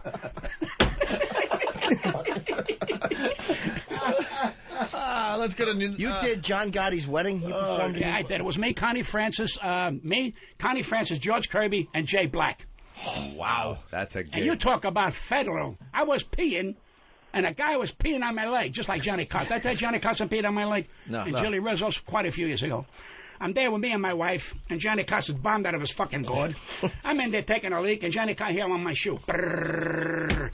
I go, oh, you're peeing on my fucking shoe. I'm Johnny Carson. Give a fuck if your mother Carson. Get the fuck you pee off my shoe. Julie walks in. Hi, what's the matter? I said, Johnny Carson peeing on my shoe. He said, well, he's Johnny Carson. Fuck you, Julie, and pee on your shoe. Now I gotta go home and change with this fucking pee on me. But the prick never forgot me. They introduced. They want to put him on the show. He says, I don't know. He's not for me. That's because he peed on my shirt. His red bastard. I said, that fucking assholes. Because he was drunk in those fucking days. Yeah. All right? Frank Sinatra, okay? Big name. All right? He said, Pat, take this out of your rack. Do I tell you what songs to sing? That was the end of me with him. Why do you want you to take some out of it? Because he wants to show that he's your fucking boss. Don't you get the message? Just a little Pat power Henry, trip. 17 years. Tom Dreesen, 10 fucking years. You become his comic. I ain't nobody's comic. I said, Frank, don't tell me what to do up there. They're waiting for you. The fuck you think they're waiting for me? And he didn't know what to say because nobody's supposed to talk to him like that. Who the fuck are you? I told my father to stop breaking my balls. So who the fuck are you? But then they don't deserve the respect. They don't deserve my respect when you're trying to bullshit me. Yeah. I said, what the fuck, you kidding me? So Julie says, well, the old man. He's not the fucking old man. My father's the old man. When the fuck does Sinatra become the old man? I said, tell him not to call me kid. Hey, kid, you didn't think kid. I'm not a fucking kid. That was the end of me. 10 days later, I worked downtown to Fremont. You went from Sinatra to downtown to Fremont, worked with a guy called Joe Williams, not a great singer. They didn't make fun of me, you dumb fucking asshole. You went downtown after working with Frank. You worked with Frank. 3 years later, everybody went downtown because Frank went downtown. I said, if Frank worked in a pile of shit, you all follow him. You'd all follow him. You ain't got backbone, you fucking no-life cocksucker, no good talented assholes. I said, no, Frank is downtown. It was just one of those things. Fuck you, brother. How's that grab you? I work with Joe Williams, one of the greatest singers on the fucking planet. I got more money working with Joe than with Frank. Oh, you know, you work with Frank, you're going to get $30. $30. What are you kidding me? I get $3,000, not with Frank. You're working with Frank. I'm working with Frank? Yeah. Frank said, Frank did. I like the man. I respect the man. Fuck you, Frank. Don't run with my life. Who the fuck are you? And my wife goes, she's Pat. You're going to not work with him again. Fuck him. Fuck him. Now we're doing a benefit 6 years later. Oh, to God. Peggy Lee, Pat Cooper, Frank Sinatra, and the Step Brothers. They're the tap dancers. Frank's working in Vegas. I said, Pat, I got to go on first because I got a show back. That's Frank. Whatever you say. Hey, Frank. It's Frank talking. He said, I'm going to do 3 songs. He starts the 4th song. I run out. How many times I told you fucking 3 songs? What are you, fucking sick? He starts to laugh. I says, what is your fucking... Peggy's waiting there in the back. She's getting fucking nervous breakdowns. And the people are laughing. 4 years later, we're roasting Tommy Lasorda. Sinatra comes over and Pack and they do the 4th song. Damn a fucking true story. It's not the shit you write with Robin Quivers. My mother beat me up, my father. You deserve to be bumped. You're ugly, that's why. Let's go to John in New York. John, what's up? Yeah, Mr. Cooper, how are you? God bless you.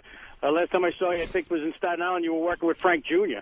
Oh, yeah, Frank Jr. Let me tell you something about Frank Jr. Hold This is a classy, this is a gentleman, a classy, fine gentleman. But to live under your father that way is very difficult. But he's a gentleman, and he does a nice job. He's a fine man. Trust me. And I can pick him. I pick him, I tell you. He's a fine man, never looks for trouble. He does the best he can. And to live under the name of a Frank Sinatra. See, my father's only a bricklayer. Nobody give a fuck for me.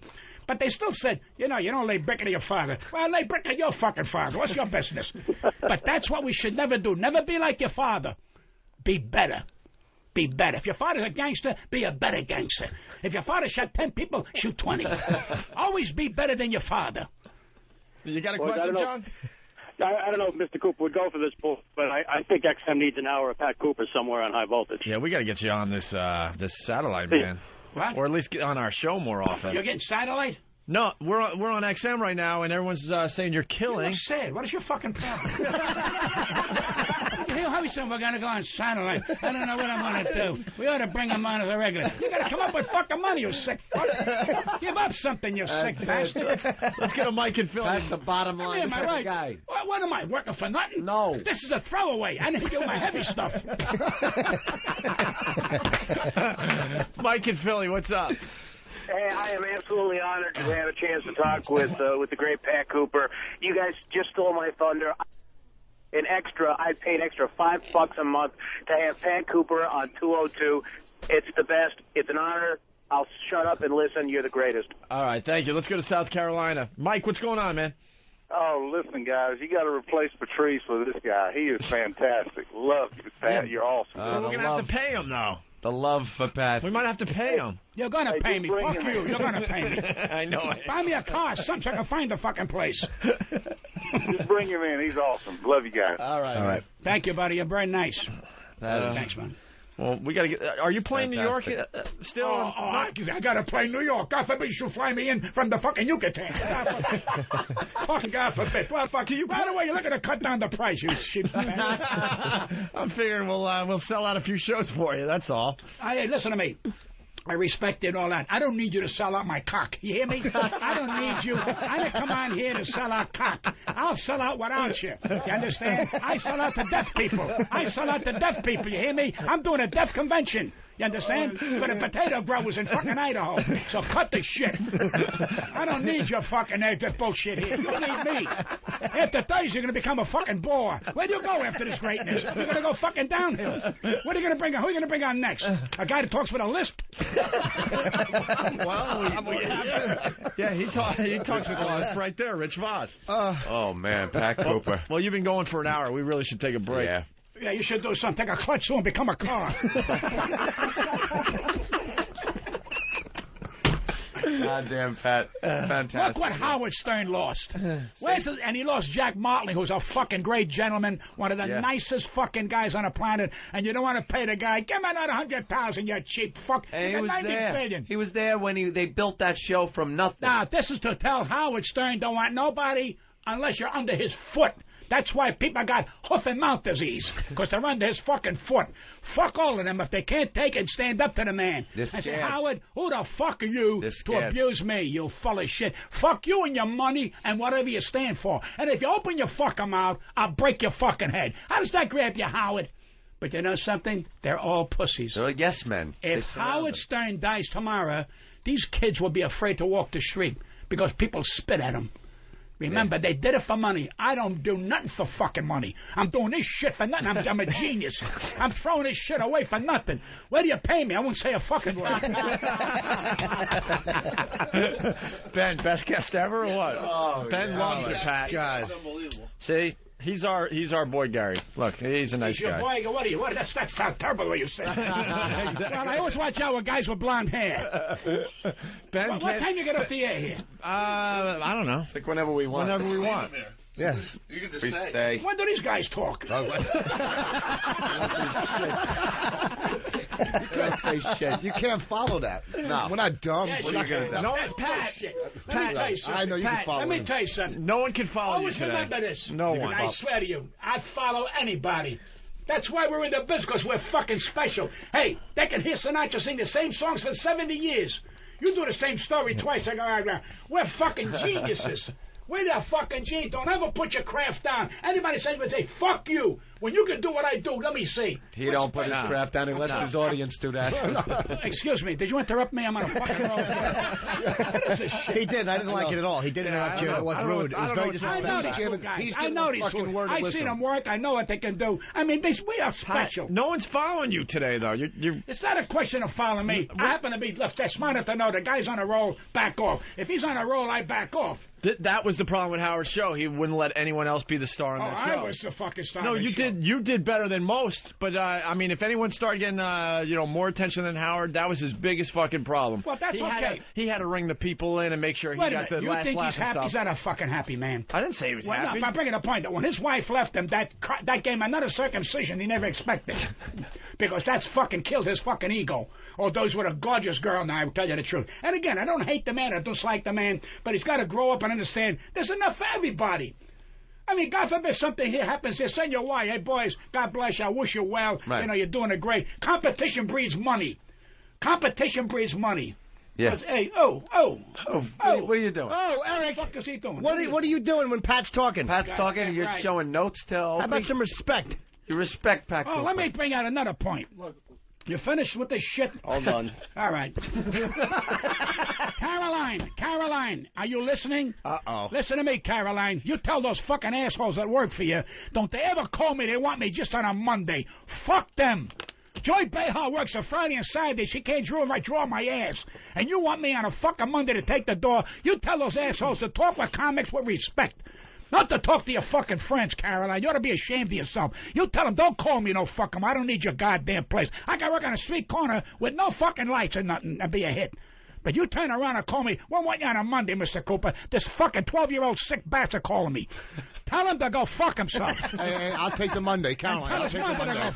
I'll take it. That pisses me off. They call me on a Monday. Joy Behar, nice lady. Joy's nice. She's not that fucking funny. Joy, you're full of shit from an old movie, but that's beside the point. You're not that funny. But she's on the fucking View. She's on the View. I'm on Opie and Anthony, which is stronger than a fucking View, and I'm going to end up working a barge. I understand, Caroline. Bullshit. Hey, Anthony's stepdad is on the line. Sal wants to say hi to Pat Cooper. Sal. Yeah. Hey, Sal. You're on with Pat Cooper. Hey, Pat, I got to tell you. Hey, Pat, from one old fart to another old fart, you're the greatest. Even the St. Anthony, the statue, I've been listening for 60-some years. You're the best. He loves you, Pat. Thank you, buddy. I appreciate it. Very kind. You have a nice Easter. I know it's 2 weeks late, but after all, hey, we still got to lay an egg. Look, at our age, we forget. God bless. 2 weeks ago. Take it easy, Sal. I'll call you. Okay, thanks. Did you ever work with Lenny Bruce? You worked with him? So I'm at the so I'm in Atlantic City. I was a kid, man. What a genius. I mean, you talk about a flow, snapping the fingers and saying things like this. Did I hear right? 8 people in the room. 8 people. The orchid room. 8 people in the room. And I'm looking at this guy. And I was a kid. I went online to see the comics, Fat Jackie Minute at the Paramount, and I went down there with a couple of guys, and I said, what? When this guy said the 4-letter word, I mean, nobody froze. Because it was like a shock. But the flow, forget the words. The snap, the flow, the beat, didn't miss. It was like watching an artist. And the guy went on Ed Sullivan, but it wasn't, he couldn't time his tongue. Yeah. This is why I admired Richard Pryor. Said, if you don't want me in my way, fuck you. Because Richard opened a lot of doors. I couldn't say on Ed Sullivan, I couldn't say damn. If you said damn really? Yankees, you had to say darn Yankees. It's not darn Yankees, it's fucking damn Yankees. But Ed Sullivan would fire you. You couldn't say pregnant, you had to say expecting. So these guys broke down barriers. Not only that, they broke down barriers, they were funny. But I got news for you. If he was alive today, coming in now, he'd be nothing. He would be Lenny Bruce Minute, because you know why? That's all been said already. So Richard Pryor said, I did a roast. We roasted Richard Pryor. That's another thing. I do the roast, because I go on last. Why? Because they want to see the Italian fucking die. I never fucking die. I fuck them where they breed. We're roasting Richard Pryor. I get up. Everybody said anything about Richard Pryor. Now I'm the last. I got up. I said, Richard, do me a favor. Why the fuck don't you die? That's my open fucking line. I said, you're breaking your eyeballs. You're burning yourself. You stick stuff up your ass. You stick stuff up your nose. Do me a favor. Die now. You'll be the biggest fucking comic in the world. Let me see you fucking die. The place couldn't stop laughing. I said, you hear me? Will you fucking die? Italians, we fought and we died. That's it. You had to make a fucking epic. 15 minutes of telling this guy to fucking die. And they screamed. Because, they know where it's coming from. Yeah. I mean, when you do those fucking roasts, man, he fucking crazy. Then people go, then you always get the comment, well, you showed no respect. Fuck you. Fuck you again. What do you mean show no respect? Well, you shouldn't say you want him to die. I want him to fucking die. All right?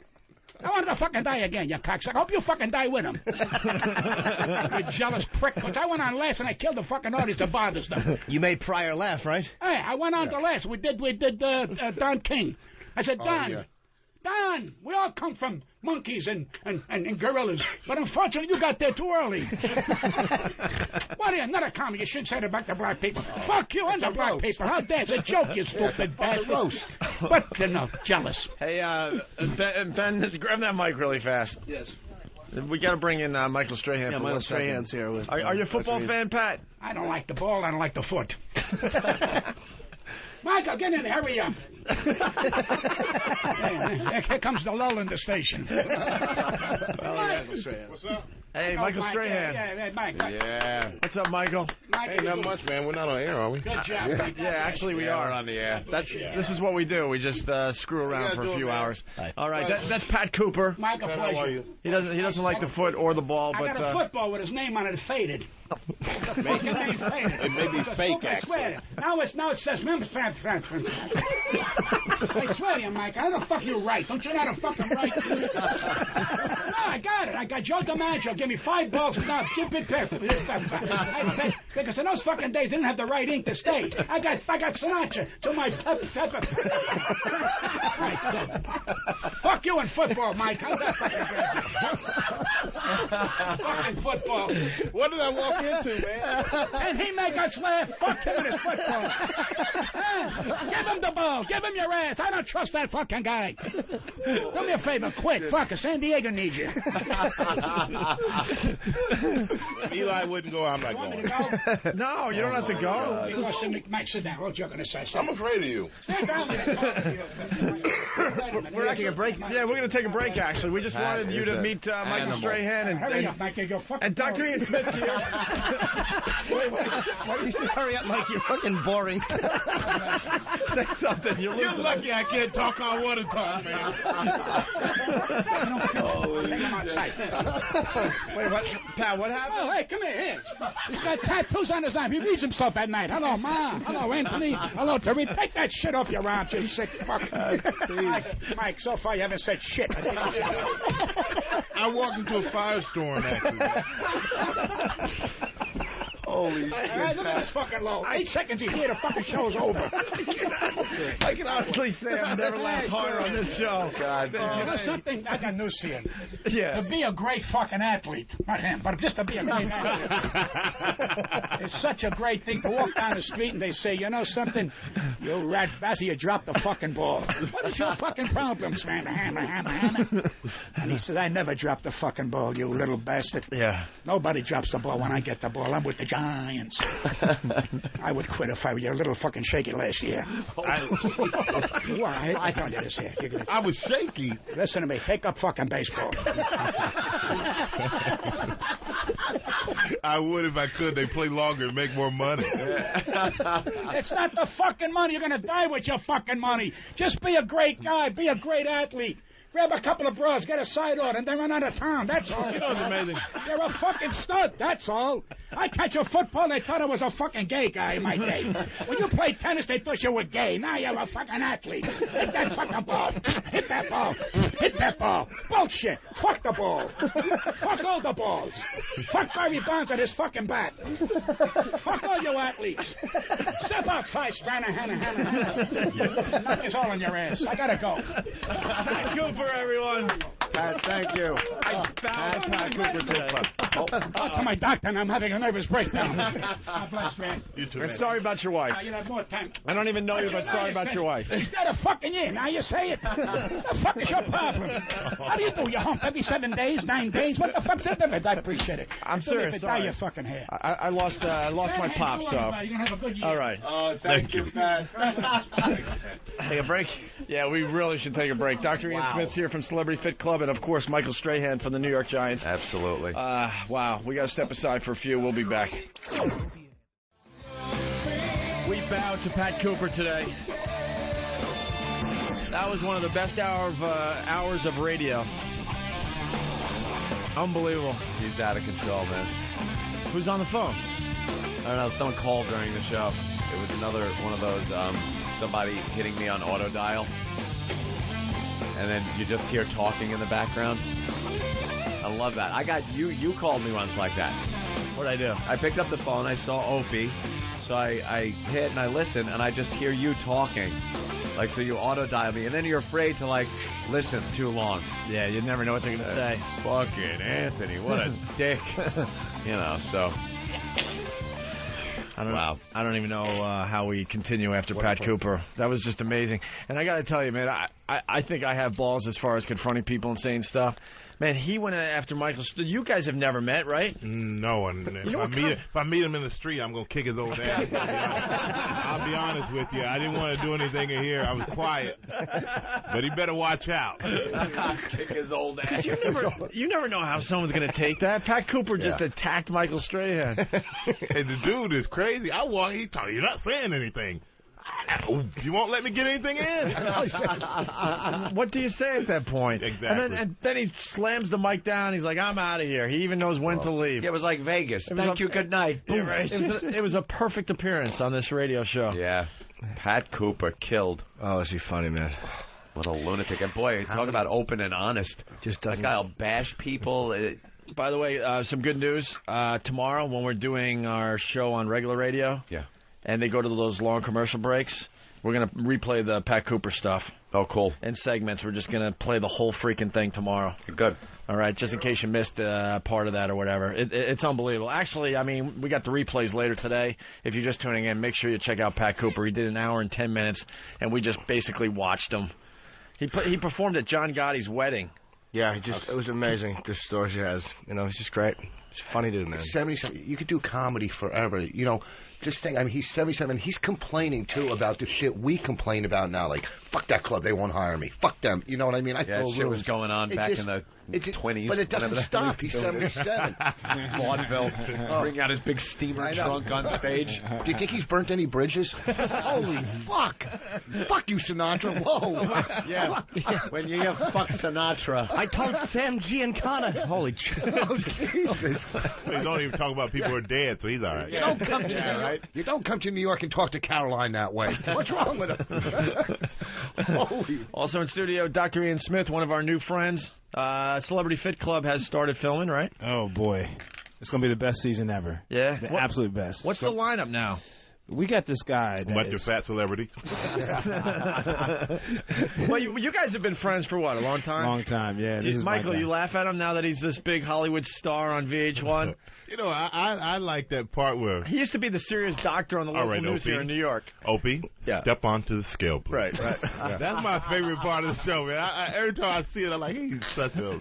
Oh, man. But anyway, Doc, I'm sorry. Go ahead, man.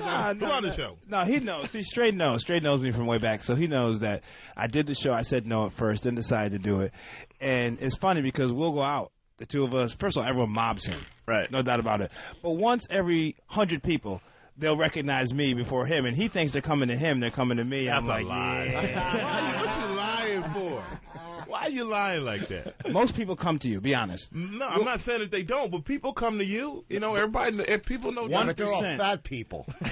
Mostly, but you know, who's complaining? They're people. Or with dentures. But 1% come to me, and when that 1% comes, I'm always waiting for it, too. I'm like, yeah, I still got a little action. But we're good friends. Are you sick of everyone coming up to you and asking you eating advice and all that and how to diet? Well, the first time he came in, we all rushed him after the show. Look, this is what I'm doing wrong, and everybody had questions for you. And I imagine that's what's going on all the time now. Here's the worst thing. When I'm in the airport and I'm eating, people come and say, I'm watching what you're eating. I'm like, oh, great. Don't you have something better to do? No. I mean, just be regular. People don't want to eat things around me. You saw me. Yeah. We went out the other day. What did I have? I don't remember now. Piece of cake. Piece of cake from Starbucks. Yeah, that's right. We were at Starbucks. I had a piece of cake the other day. I had to go over my journal. He's helping. You're keeping a journal. I did a food journal. Yeah, he did. He's helping me out. For a week. He did it Dear for a week. broccoli. What kind of food fucking journal? Dude, we got very long hours now, and I think if I eat better, I'll have more energy, and I could get through this damn thing. You can write down everything you eat. He did for a like week. 2 weeks. For a But week he did. see, Anthony's completely different. Like he has, what do you have? Like a bagel and club soda. and club soda. And that's in it the for the morning. whole day. No, until he goes home. When I go home, I'll have some. You know, I have to eat the entire time I'm on the air. First of all, every half hour. Look at him. 40 He's minutes. about the size of a skeleton. He's hypermetabolic. Your metabolism is like... hold on. Hyper what? Slow that down for Oh, boy, some here we people. go. Hypermetabolic. Okay. It means his metabolism is like going like a race car. I know what it means, Doc. I barely. I don't eat that much either, and it's usually just chicken, and broccoli, things like that. But I think he once just doesn't eat a lot of you're food. used to not really eating a lot, you really don't. I mean, Yeah, but that's bad, though. That's like starving yourself. You can't not eat. That's the whole point. People think, well, if I starve myself and fast for a week, I'm going to lose weight. No, you're not. Dr. Ian Smith's got the book, The Fat Smash Diet, and it was on the New York Times bestseller list. It's on the list right now this Sunday. Congratulations. Listen, Opie, one of your guys emailed me from your message board and said I was cheap because I come in here all the time and don't give away free books. So I brought free copies. I don't know how you guys give stuff to you, but I bought free copies for people. I see you brought a lot, how many did you bring? How many is that? Hey, hold on. Was it 4 books? So Here, you take Opie, you take one, Anthony. I'll take one. Oh, they're all gone. No more free books. Oh, Ian, please, next time bring a few more. Dr. Ian Smithowitz. He did make me drive and pay for parking.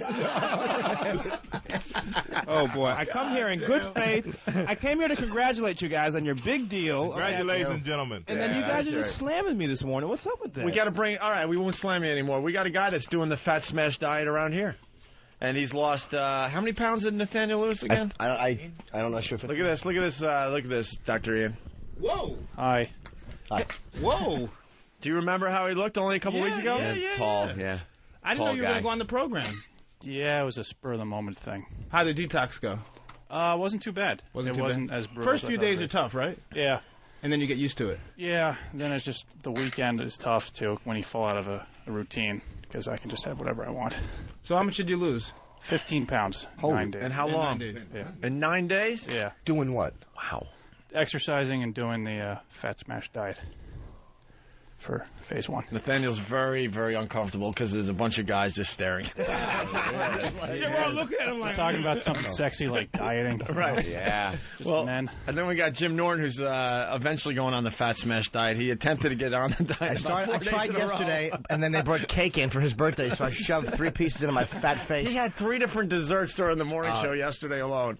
Jimmy's got no self-control is what it is. There were 3 different cakes, and he got to have a piece of each one. I had to. So I'm trying to start it today. I had egg whites. Good. Oh, I actually did have dry wheat toast today. I had dry wheat toast you're not supposed to have. All right. That's not bad. It's not going to kill you. And I had 2 bananas and a smoothie with skim milk. What time is it, though? It's only like 11 o'clock. Yeah, I know, right? We start at 6, though, so we're definitely 5 Oh, okay. We're at the station at 5 in the morning, so. While you're... Ooh. Why I'm what? I forget it. What? I can't... I'm sleeping at 5 in the morning. What, Ian? Oh, okay. What? On occasion. He started something. Well, I was just going to say, I mean, 5 o'clock for us, you know, we're working at 5 o'clock or going to work. 5 o'clock for star like this, I mean, the night is... Let's cut this whole star crap out. Let me tell you what, my friend. By 7, I am up working out in that gym. Nobody's life is easy. I mean, I wish I could just tell fat people how to lose weight. Well, you know what? I really, as a joke, I don't mean to offend any of the fat people out there. Not fat, overweight people, are a little obese. Because I was there once. My brothers used to call me Bob. It meant booty on back. I had a big ass, and that's why I started working out. So I sympathize with you. And if I ever need it, I'm going to try this diet, man. Right now I'm good though. But 15 pounds, my man lost. 9 days. Yeah. So I didn't see him before, but he looks pretty good. So why is this Celebrity Fit Club going to be good? Okay. You seem really excited about the people that are doing it. First of all, this is the biggest guy I've ever seen on the show. He's 6 foot 430. Whoa! And he walks through the door, and you're Who like, is it? Bone Crusher. Who's Bone He's Crusher? a big rapper. Big, huge rapper. He's got wild hair. I mean, if you see him, I mean, he's very recognizable, obviously. But he's athletic. The guy, plays basketball. Like, he's athletic. He can run. I'm like, dude. Really? How can you be 430 and you're, running around? So, he's great. But you know who's awesome? Big Pussy from The Sopranos. Vinny Pastore? Yeah. Oh, man. That guy is real New York, Italian, He's like, doctor, come on. I got to lose the weight, But it's going to be good. We got a lot of What about the Baywatch babe? How brutal does she look now? Be honest. Well, here's You took care of Kelly LeBrock and got her sexy again. Here's the problem. I got to be honest with you. When you go online and you Google her, you're seeing her from her heyday of Baywatch. Right. And you're like, whoa. What's her name again? Erica Eleniak. Yeah, so people could play along at home. Yeah. Eleniak. E-L-E. You'll remember her. But she was the Pam Anderson before Pam Anderson on Baywatch. Exactly. But, she's had a kid. She's married, But here's my prediction, though. She's going to be the new Kelly LeBrock. You're right. When she finishes this show, her body is going to be killer. She's about 20 pounds overweight, 25 pounds. How bad does she look? Why is it, though, when people say, well, she had a baby, which I understand, but she's married. Like, when you get married, you just let yourself go. You let yourself go, that's it. Like, I got somebody now. Yeah, but Norton's never been married, so that doesn't go that way. That's why there's prostitution. Look, I don't need to be in shape. I don't think here's 300. $300 equals workout regiment. Cup of Jello. How much did Kelly LeBrock lose altogether? 31 pounds in 100 days. She looks good. 3,100 pounds. But someone like that's 400 and something pounds, 31 pounds is not going to put a dent in it. Nah, you know we're going to try to get, our goal for the show for this guy, it's only 100 days. I'm putting on my diet. Our goal is to get 50 pounds off of him. And the guy's going to die if he doesn't lose weight. Jeez. I'm telling you. But he likes to take his shirt off in concert, too. Wait till you guys really? see it. Really? Yeah. And you got who do you got? One of the Wilson girls, right? Carney Wilson. Carney Wilson's on it. She's back. She had the gastric bypass 7 years ago. And she ate her way through that, right? Well, she had a kid. Ate her way through it. Sound like a trapped rat. He knows how to eat her way through. That's why I love this show. You still got to eat, right? Yeah. Even though you get that done, and she ate her way through it, and her stomach got big true. again, right? Her downfall. She'll admit it. By the way, was snacks. She just can't stop snacking. See, Go ahead. I'll say it's the mental, because I know a guy who had it, and it's like the eating habits. It's like if you're not dealing with why you're eating, like I quit drinking years ago, and if I don't deal with my character flaws, I'm going to start again. It's not just about the substance. You can't, if you don't deal with like whatever fucking problems you have that makes you such a fatso, and that's exactly what it is. And his problem is on page 8 here in this gay magazine. The thing is, see, the gastro, now I'm on fire. The thing is, that's a quick fix. Yeah, just like Pat Cooper. Yeah, exactly. Oh, God, holy fuck, how funny. Yeah, you're just on fire. No, you really are. But that's a quick fix, and it's like addiction, too. You can't, there's no quick fix. Do you know what I'm saying? But that's the whole point, though. Everyone thinks there's a quick fix. Yeah. And the idea is you have the surgery, and then people just want to keep eating cakes and stuff like that. And you know what's going to happen? You're going to gain the weight back. Now you're going to be miserable because you got the surgery that you can't undo. And then when you eat a certain amount of foods, bad stuff happens to you. You guys can say it. But throw up, right? Other way. Oh, you shit. Like crazy. Oh, you throw up, it's just from the opposite end of your mouth. Yeah. But anyway, you're right. There are no quick fixes, which is why we try to put these guys on a good program to make them lose weight gradually. But if you can snack, though, but maybe she was just snacking on the wrong stuff. You can snack, right? Yeah, but you can't snack on 2 bags of potato chips. How about a few bananas?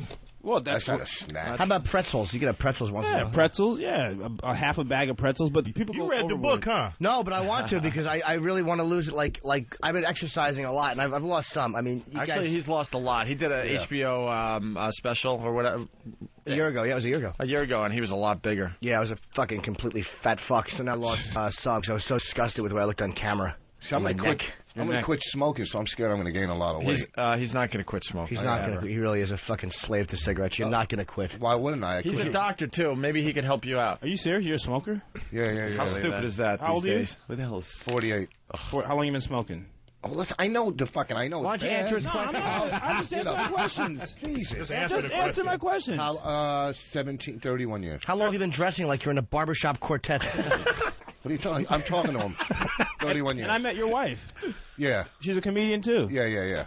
Give me her number because she and I will attend your funeral together. Oh, that's nice. Here's the thing. I like that. Stupid. He's telling you, he's a doctor.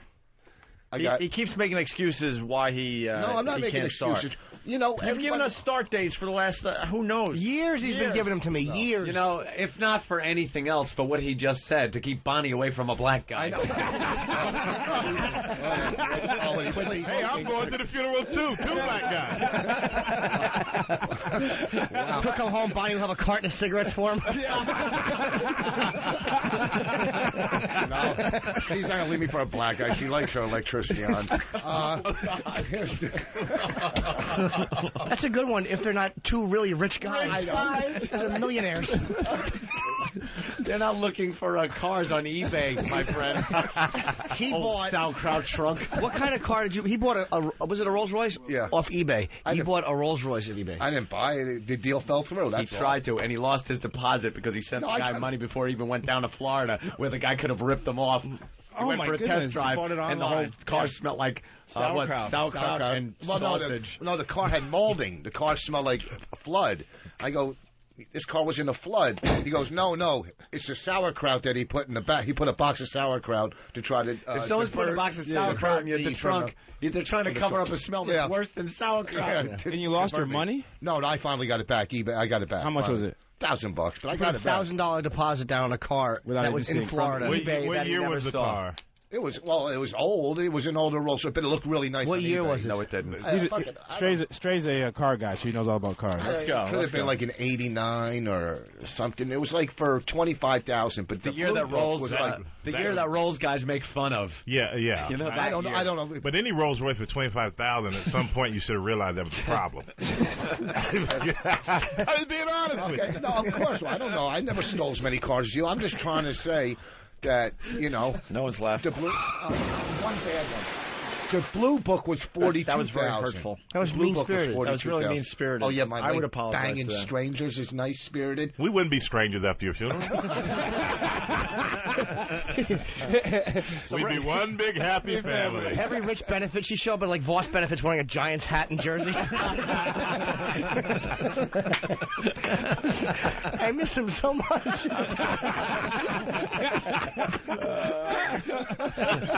We're killing him. I love this. I love this show. I'm telling you, this is just. Dr. Smith loves this. So you got to stop smoking. I am. Monday, And he's a doctor. Yeah. No, you said a week. He just said Monday. Monday. Any I got Monday. a couple You know more what? days. You know what? Let's do this. Here's the deal. Let's put a penalty phase in. Millions of people are listening to you. What's your penalty if you don't stop Monday? And keep to it for 6 months. We'll do it by 6-month intervals. I have to watch his act 2 nights in a row. No, I don't know. What kind of what kind of penalty? Yeah, Rich, because we're trying to help you. No need to be hurtful. Let's make a penalty right now, guys. Seriously, what's his penalty if he does not stick? It's got to be Monday you start in 6 months. We're going 6-month plots. He will never make it. I got 20 years sober. I got 2 years off gambling. And no years off cigarettes. Let's deal with one All thing. right. So? Now stop Very thinking of all the good. things you've done. Jimmy. You have 48 years without death. So what? What does that mean? I stop Monday. I'm stopping this month. Okay, good. Okay, here's the deal. You ready? Yeah. You got a lot of money. You're a comedian. You're famous. You won the last comic standing, right? Yeah, a couple things. Tough crowd. Okay, here's the deal. Nice plug. Here's the deal. $100 a cigarette. What do you mean? You contribute $100. We're gonna have a fund here. He'll never be honest, though. No, he's gonna be. No, look at the guy's face. Come on. I'm not gonna. That's what I'm saying. He'll never be honest. Look at his face. 100's a lot. It's not. You just said you're gonna do it. I am gonna quit. I'm gonna quit. Yeah, that's the point, stupid. That's the point we make today. Oh, my God. He's already buying it. Yeah. All right, so Monday. Monday you start. $100. Okay. Okay. Besides the fact that I'm going to live Goes and quit to the smoking, American Cancer Society. then then something when I get to 6 months or 3 months, got to be donated to a. You know. How about you donate some of the money you save from cigarettes? How much are they a pack now, dude? They're a lot. Like $5. What are these things these days? $7 or $8. Yeah, $7 or $8. No, it's two ideals.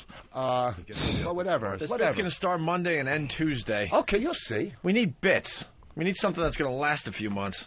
Fuck it, Monday. I'm stopping. I Monday. quit 4 years ago. If I can, 4 years. 4 years, man. You know, I know you told the story a lot, but he's a doctor. He would appreciate What kind the of story. doctor? We had back on NEW, we had a day called "What the Hell Is That?" where we had 3 doctors, Real doctors, and they were like, we had listeners coming in with all these little weird skin tags and things. A lot of people are scared to go to the doctor, so we Right. said, "Come on in. We have doctors here, and in a fun atmosphere, they'll at least look at it and tell you if you should then pursue and go to a doctor." Some and see them. strange things came in that day. But most of them, actually all of them, were just little nonsense. That can be taken off. That's nothing. This is nothing.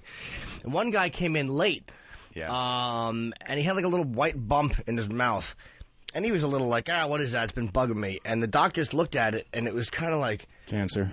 Well, they wouldn't say that, but they were like, you really need to get that checked. And all the fun drained out of the room. Oof. And they were like, what? It was one of the guys behind him, like, making a C, like it could be cancer. And the one doctor didn't want to touch it. Like, no, you just have to go and get that looked at.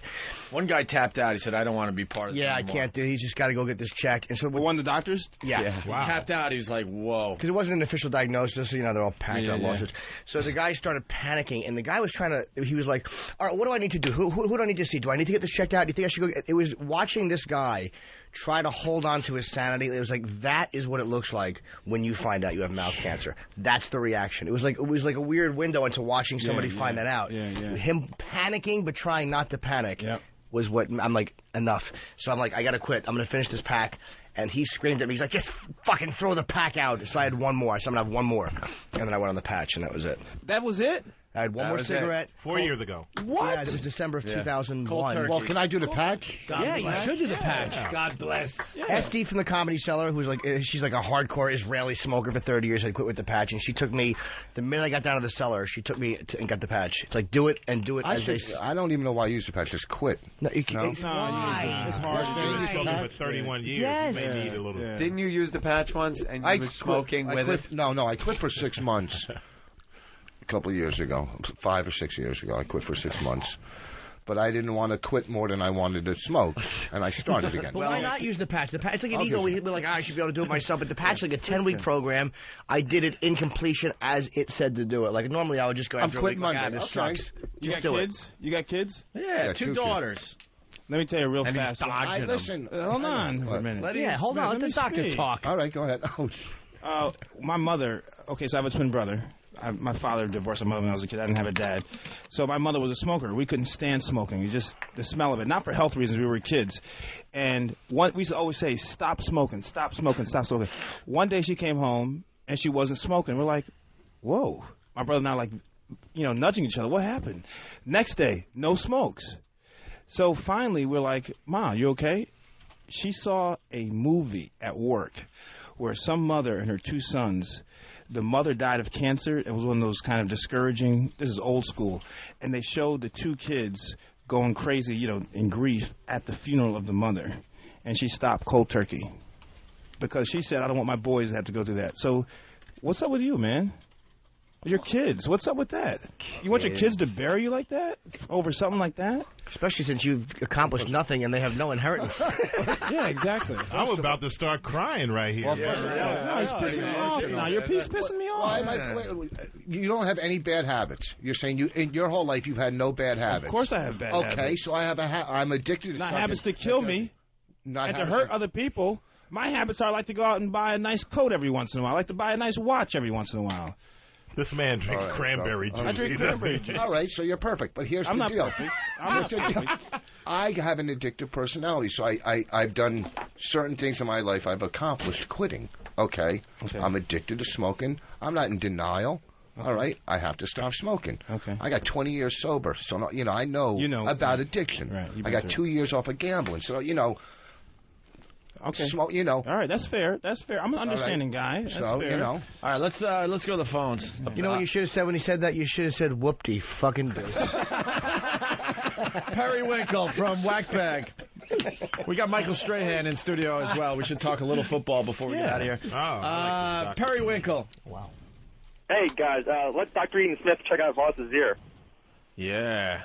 What's the deal? I think I got skin cancer, but I got to go to the doctor for that. No, guys? The other thing. That's yes. Everybody get those. Everybody.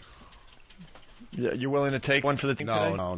I like these guys. I wouldn't do it to them. No. Why? What he does is he rubs behind his ear, and there's some type of ancient cyst thing. Strahan will like it. And then he makes people smell it, and it just smells like decomposing it smells garbage. like blueberry. You should try it. You would like it. You're a football player. You can handle it. What the hell has that got to do with it? Smelling your funky self, man. I don't smell a stinking man. Football player, he'll do anything. Yeah, big old dumb football player. Dumb football player. I didn't say. I said you can handle it. You're tough. It smells like blueberries and strawberries. I have an idea. How about this? Michael smells it, and if he doesn't like it because he's tough, you're tough, and you have to handle his fist into your jaw. Then he won't be able to smoke. That's the answer. There you go. That's the answer. Hey, have you rubbed that recently? No, I probably. Do we have any interns here today? Have you ever smelled? All right. It's actually not bad. It's more like grape jelly, and it's annoying that it smells like grape jelly. Let me set this up. We once did this in a train station parking lot. There was a bunch of us, bunch of comedians and stuff. And I dry heaved, and 2 other guys puked. It's that bad. It's unbelievable. Because it's a jelly. Here's the problem: it's got a grape jelly vibe to it, so it's not really gross in itself. But you just know where it came from. It's like, why does it smell like jelly? It shouldn't smell like jelly. It's not in itself a bad odor. But the concept. I'm staring at him, man. He has some issues over there. Yeah. What kind of? All right. Hold on. What's your name again? Just flip the ear John? back. I just want to see it. All right, get John a microphone. Man, look at them. I thought kids didn't put that kind of mousse or gel. This guy's hair is. Holy cow! I thought that was out of style like 10 years ago. Dr. Smith is giving you a good beating. What do you have to say? Nothing to say. I'm embarrassed enough. He's the guy we think looks like a grown-up child star. I don't even know if I have that. That mic's still not on. Turn the mic on, please. I'm going over here because the scent seems to waft. It's a stupid grape jelly smell. I might have some. All right, well, smell it first. Watch this. This is the real deal.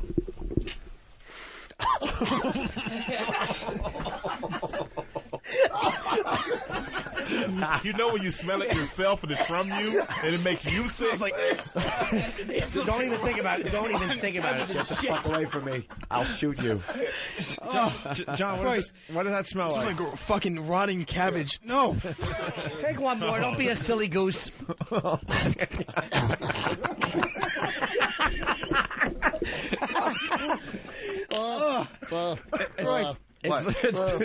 Wait, give him from the sack in the give Dr. Ian Smith the mic back. Hey, that is the real why don't deal. You smell it, Doc. Doc, I think you need to smell it to make a prognosis. Listen, everyone settle down. I have to get my doctor voice on. Everyone settle down. It's antibacterial. Look at Anthony. Come on, dude. Cut the cyst out. What are you doing? I just had. Can you rub it on your finger, please? Sack out. Drain it. No, I had it drained. It's not. The cyst isn't still there.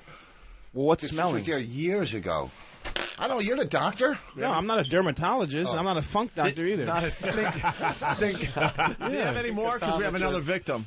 Well, I don't know. Maybe this ear has some. I don't usually get it. You get it out of both ears? No, I usually just get my left ear, which sucks. Let me see if I get any right ear. I don't. You're like a muskrat.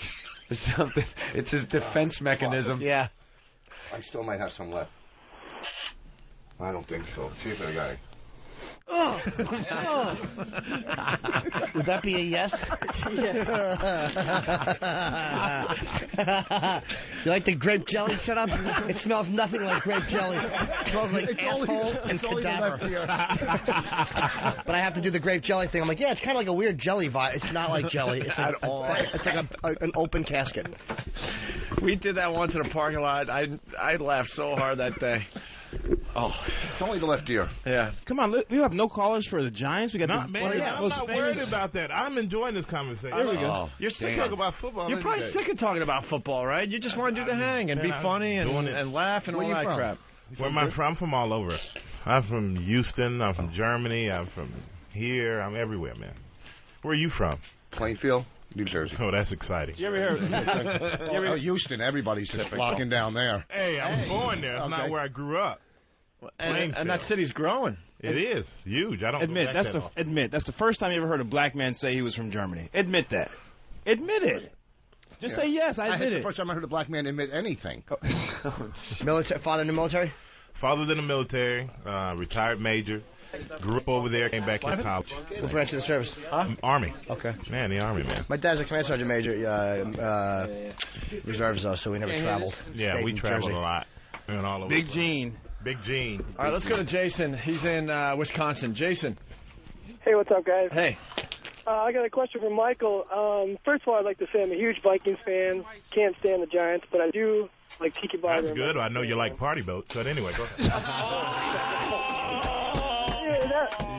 That leads to my question right there. My question for Michael is, have you ever thought about comedy after football? Because I watch his ads, and I just laugh at everyone. He's so hilarious, I think. You know what? Actually, no. These guys here are funny, man. I'm just, I don't know. I don't have. These guys can sit here all day, and you can smell behind their ears and stuff.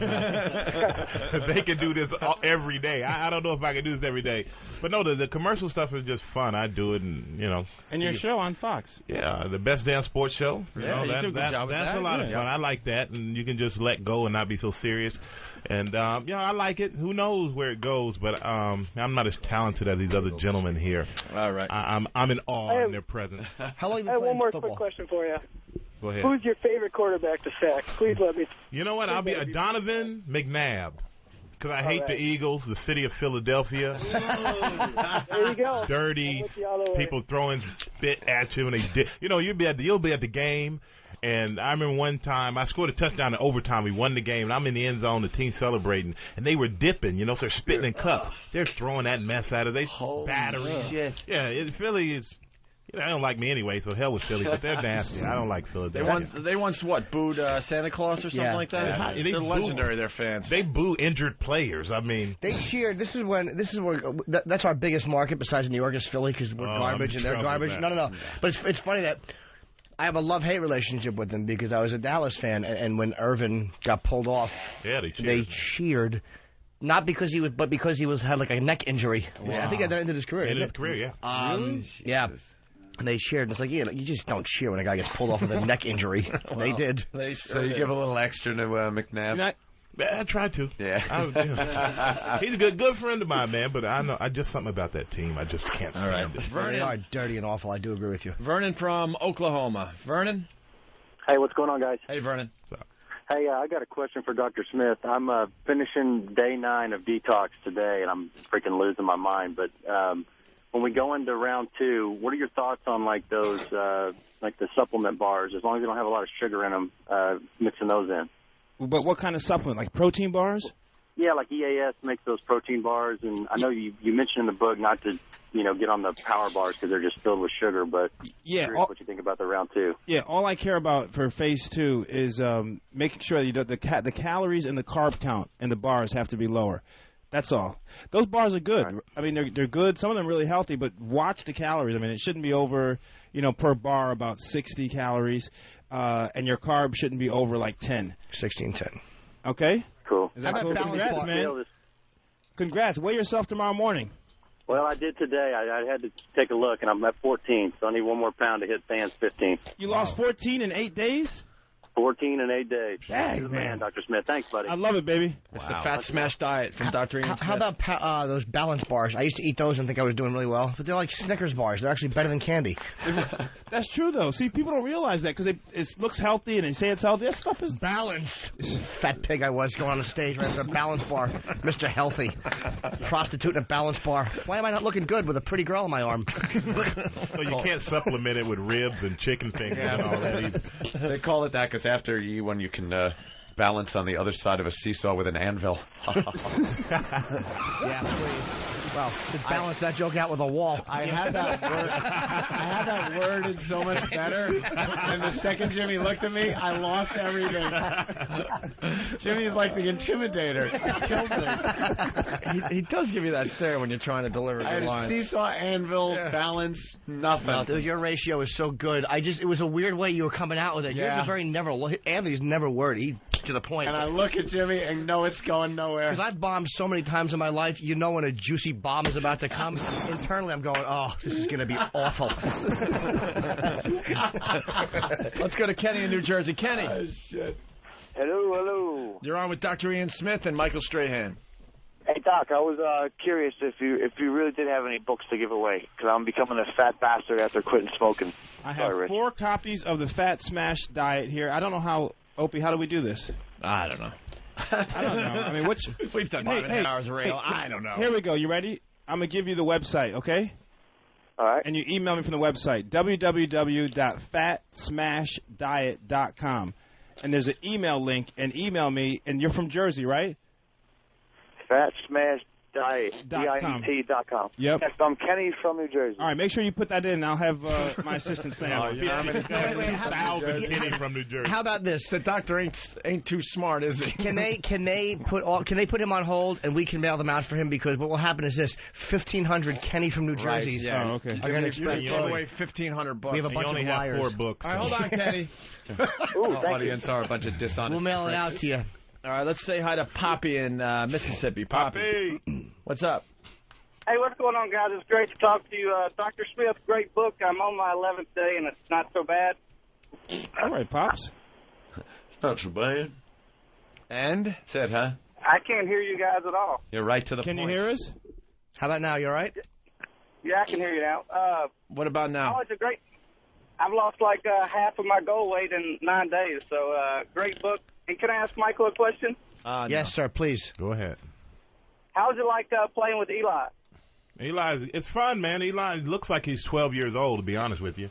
But he is. Ian, why you have your thumbs down over here? Wow, Dr. Ian Smith is giving the thumbs down. Everybody to gives Eli a hard time. Eli Manning started, guys. God goodness. Peyton Manning's running all over the place and doing his thing. Archie Manning did his thing. There's more pressure on Eli than anybody. Eli got much better. I can't believe you're giving the company line here. No. I would be honest with you. Eli, I will not sit here and lie to you and tell you that Eli played like Joe Namath the entire season. But one thing that Eli did is, I can't be upset at Eli if he doesn't play well, because he goes in every morning, he's there after work, he works and does everything he needs to do to be a great player. And as I said, when your brother's doing what he's doing, your father did what he did, he has more pressure than anybody. I like the way he handles it. He's going to be a great player. Eli, you may not like that, Ian. What's the problem? But the guy's going to be a great player. What's the problem, Ian? Michael.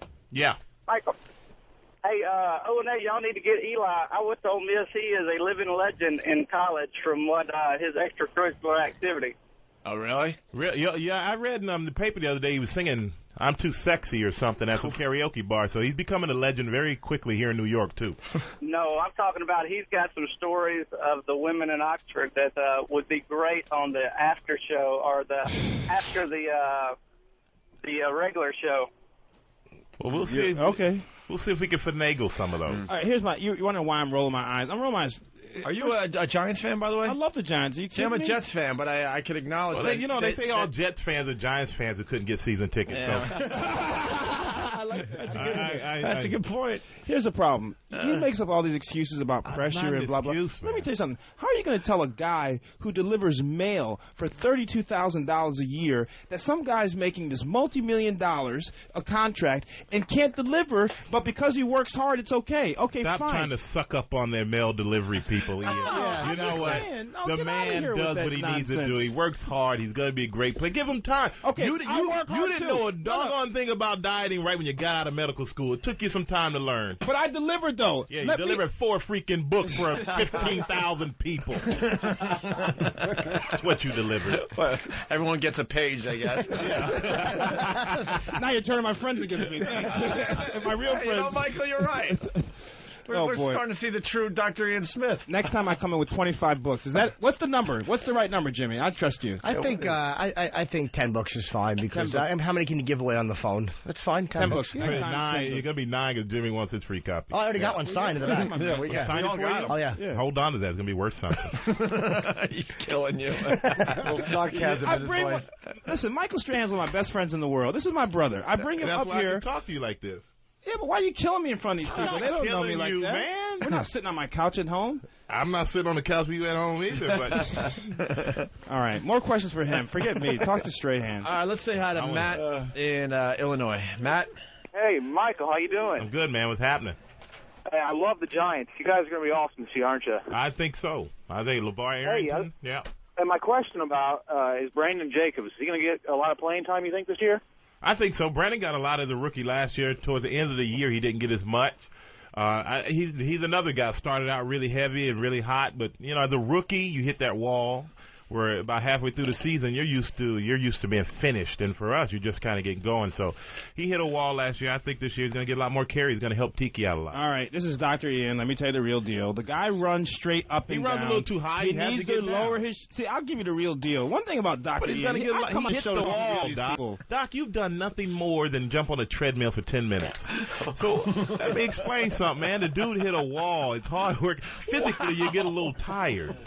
He runs. He runs straight. He runs like a freaking tree. All you gotta do is take a saw and slice him down. 6'5", 270. He's bigger than me playing running back. Wow. Okay. All right. Now, you're right. He does need to lower his shoulders a little bit. I don't know anything about football. That's right, because I'm a doctor. I never played football in my life, so I wouldn't know anything. Everyone, please call in and talk to Michael Strahan about the Fat Smash diet. You said you're not funny. Yeah, I'm a football player, but I slept at Holiday Inn Express last night, so I know a lot about doctoring and diet. Let's go to Joe. Hey, wait, did you have to run against Larry Allen? Have you had to play against Larry Allen?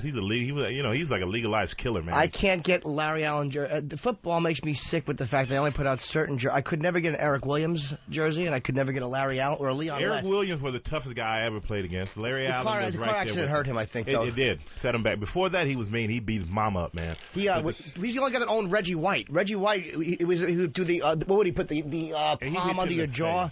Well, he was the only guy. Reggie White was a preacher, peaceful man for the most part. He's the only guy I ever saw make Reggie White fight on the football field. So that should tell you got a preacher fight, man. That's good. Hey, Jimmy's a Cowboys fan, Michael. Oh, I could tell. I mean, I can smell it. What's wrong with that? Yeah. I can smell it. No, that's my And you have those good Larry Allen stories? Didn't he used to just spit in the passenger seat of his brand new car? Tyson Walters played for Dallas. He told us that Larry would spit in his Mercedes. Like he would just he had chew and he would drive and he would just spit on the floor, the passenger seat floor of his Mercedes. He just didn't give a shit. I can believe it. He's a messy You know guy. how big he is? He's really good. Yeah, I met him at the Pro Bowl. He's big is not, man. He's unbelievable. Larry I met him Allen at the Pro Bowl and shook his hand and was like, "Okay, what do I do now?" He was quiet, like you talk a little crap to him, he just look at you and smile. That's intimidating, man. I like a guy to say something back. But now, Pro Bowl last year, he actually spoke to me after playing against him for 10 years or whatever. He finally said more words than one in like put together a sentence. So I was happy. I feel like we're friends. Is he one of the most respected? I guess he is, right? Yeah, without a doubt. One of the most respected, probably one of the most feared. You just don't line up straight ahead and just try to run him over. It's not going to happen. By the way, Jimmy, I think Tyson signed with with Washington Redskins. Oh, good. Okay, good. I was hoping he called me recently. I think he signed. We're good friends with Tyson Walter. Mm-hmm. He played with the Cowboys for a little while, and then he got let go. Walter. Huh? He don't know Tyson Walter. I'll beat him down this year if he's with the Redskins. He doesn't know Tyson Walter. The response he gave you was, okay. I have heard of the name Tyson Walter. That's like, see. I've heard of the name. I can't say that I've scouted him. But you know what? To be honest with you, after a certain amount of time, I own Reggie Bush, Matt Leinart, and Vince Young. That's all I can tell you about the draft this year because it's all I hear about. Okay. I don't pay attention anymore. I say to Opie, this is Opie's show. To respect the guy, say, I don't know him, but just respect him. That's all. There's a lot of gentlemen in the NFL. How about Very hard to keep track of every one of them. Leon Lett. Leon Lett always got a bad rap. Leon was a the good big guy. cat, fantastic. He got a bad rap because the fucking stupid Don Beebe knocked the ball out of his hand in the Super Bowl. No, I think the alcohol and drugs man gave him the bad rap. He slid into the ball on Thanksgiving against the Dolphins. He didn't know. Leon got nervous. He made a few silly blunders. What does he know? The Leon Lett rule, huh? Yeah, Leon. He made a few errors that were very, very obvious in big games. All right, a couple more questions, then we're going to get out of here. Let's say hi to Travis in Iowa. Travis. Yeah, I got a question for Michael. I know that football, I want to know if you're kind of a big star now. I shouldn't say kind of. You're a huge star and everything, but is the game still fun, or is it too much of a business? Is it too much bullshit? I mean, is it still fun to go out and play? Yeah, I love it. That's Jerome Bettis put it best when Jerome Bettis said, I love the game, but practice is just what makes it not want to do it anymore. And I'll be honest with you, just to practice. If it could be like Allen Iverson, practice, miss practice. If I can miss practice every day, I could play for another 20 years. But the funny thing is, this guy's gonna go to training camp, so we play golf all spring. Opie plays golf too. Yeah. We're gonna play together. We play golf all spring, and you can tell. Man, I win so much money off, Doc. I supplement my income. Anyway, go ahead. I can't finish your story today. Like what? Sell them books, boy. I need that money. I'm a high school coach, and I go to these camps and these clinics, and there's millions of dollars on the line, for tenths of seconds on the 40. I just think, wow. But you gotta love it to do it though. After a certain amount of time financially, it really the money comes down. I mean nothing. At some point you want to win. You want to contribute. Want to produce, and that becomes a big thing. So for me, it's fun because I get to play with a lot of young guys who are first, second years. I can see how they're as excited as I was when I was that young, and a lot of things in our business now that I didn't see a lot earlier in my career. But at the same time, I love it. If I didn't, then I would probably sell Fat Smash Diet book. I'm going to finish my story now, if you don't mind. Yes. So we play golf all spring, and you can tell when the golf season's coming to a close in training camp because he starts whining. He starts, he gets real cranky, and I'm like, oh, shit. He's like, oh, I got to go up, and, where's your thing, up in Albany? Yeah. Training camp is coming, and he's just cranky and irritable. I'm like, dude, you're getting ready to make who knows how much money, more money than I'll make in my whole life. But training camp, then he goes away. It's like, we send him off, all the guys send him off. Then he comes home and he just kills people. We're proud of you. We're proud of you. Thank you. How many years you been playing? 13. It's 14 coming up. Wow. We got a question from one of our interns.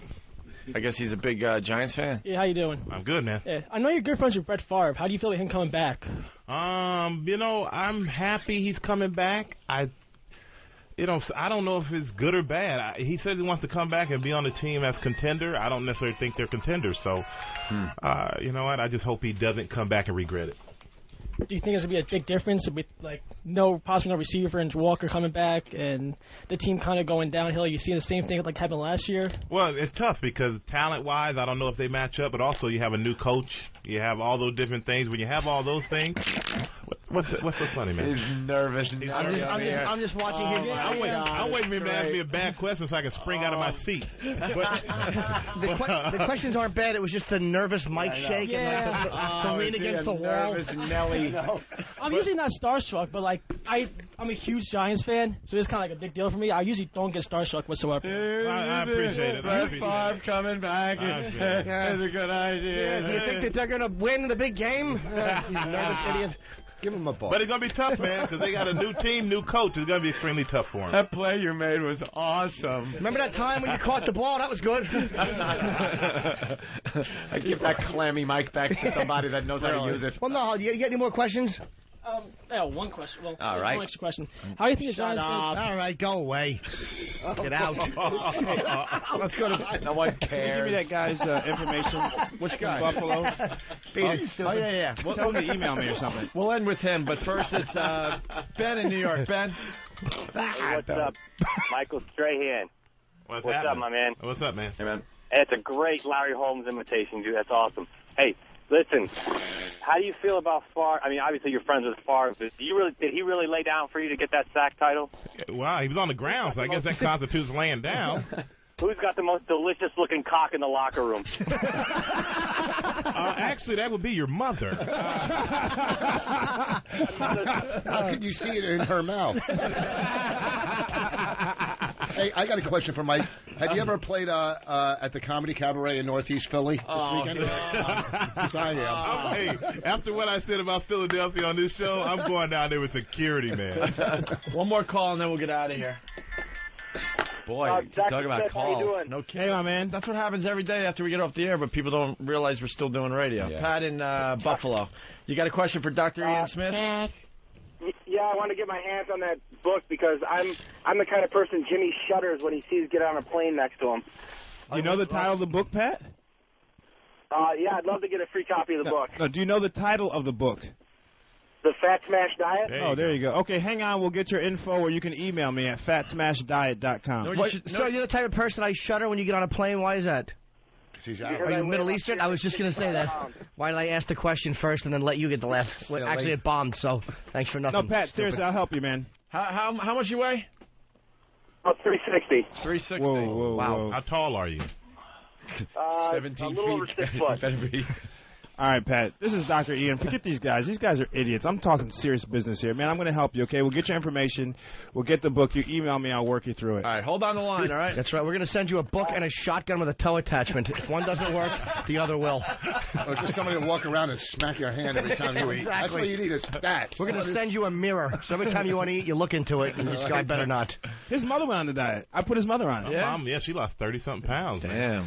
He called me and said, he went down and said, dude, you got to call my mother. I'm worried she's losing weight too fast. She lost a lot of weight. She lost a lot of weight. That's very cool. She's fine. Anyway. All right, we should get out of here. So you're going to do the show tomorrow? Yeah. Where? At the other place. Yeah. That'll be cool. Yeah, where? K-Rock. We got a lot of These people. guys are not K-Rock anymore. Oh, Free FM. You know, it's just Free FM. All right, so you'll come by the other place tomorrow. Cool. So you can promote the Philly gig, right? Yeah, I just want to check it out. See you. Say hi. All right, Pat Cooper. We got to thank him for an hour of doing the show. Brilliance. And attacking us as we walked in. Yeah. He attacked us. He was anybody brutal. Pat, if you're out there listening, you better watch your back. We're going to replay the Pat Cooper stuff when we go to those longer commercial breaks tomorrow morning. So spread the word on that. Joe Rogan's stopping by. Also Bill Burr. It's going to be a full studio tomorrow morning. And Big A and Twitchell's doing the news and doing Yo Mama stuff. Should be a good time. Be fun, man. And just a quick plug, too. The shows I'm doing with Dave Attell, the Borgata show is sold out, and the Boston Orpheum, I think there are tickets. I haven't checked, so go to the Ticketmaster for those. All right. And Dr. Ian Smith, what are we promoting today? The book, obviously. Promote the website. The website. And be a nice guy, and if they say they listen to the Opie and Anthony show, just pick a few emails and give them a free book. Okay. Yeah. How about you do that? That's a deal. It's fatsmashdiet.com. Say you heard me on Opie and Anthony, and the first 10 emails we get, we'll send out free copies. You already got the first 10 emails. They're already emailing. Go random. I love you guys. Go random. If you want a free copy of the book, here's what you do. Insert a photo of a penis into your email. But that's no. That's just a signal that you want a free book, and it has to be uncut. You may get two copies. Oh, boy. Great. Oh, boy. I got to deal with the phone call. Thank you, Jimmy. Thank you. Dick. Don't worry, Dr. Insmith. They don't listen to us when we say that. All right. They know it's just a joke. Yeah, just ask Ben. And the Fat Smash diet, I'm actually going to do it, man, because Than really inspired me. Like, because he wasn't fat, but he won't looked it a lot smash better. your entire body? I know. I Fat Smash diet, I'm on for one day. I just come in tomorrow, I'm teeth. With that, we're out of here. We'll see you guys tomorrow. Thanks, Michael Strahan, too. Yeah, Michael Strahan from the Giants, of course. Thanks. Go Big Blue. Will you come back? Of course, anytime you want me. Yeah, that was fun. All right. We would love to have you back. You were great. All right, guys. We'll see you tomorrow.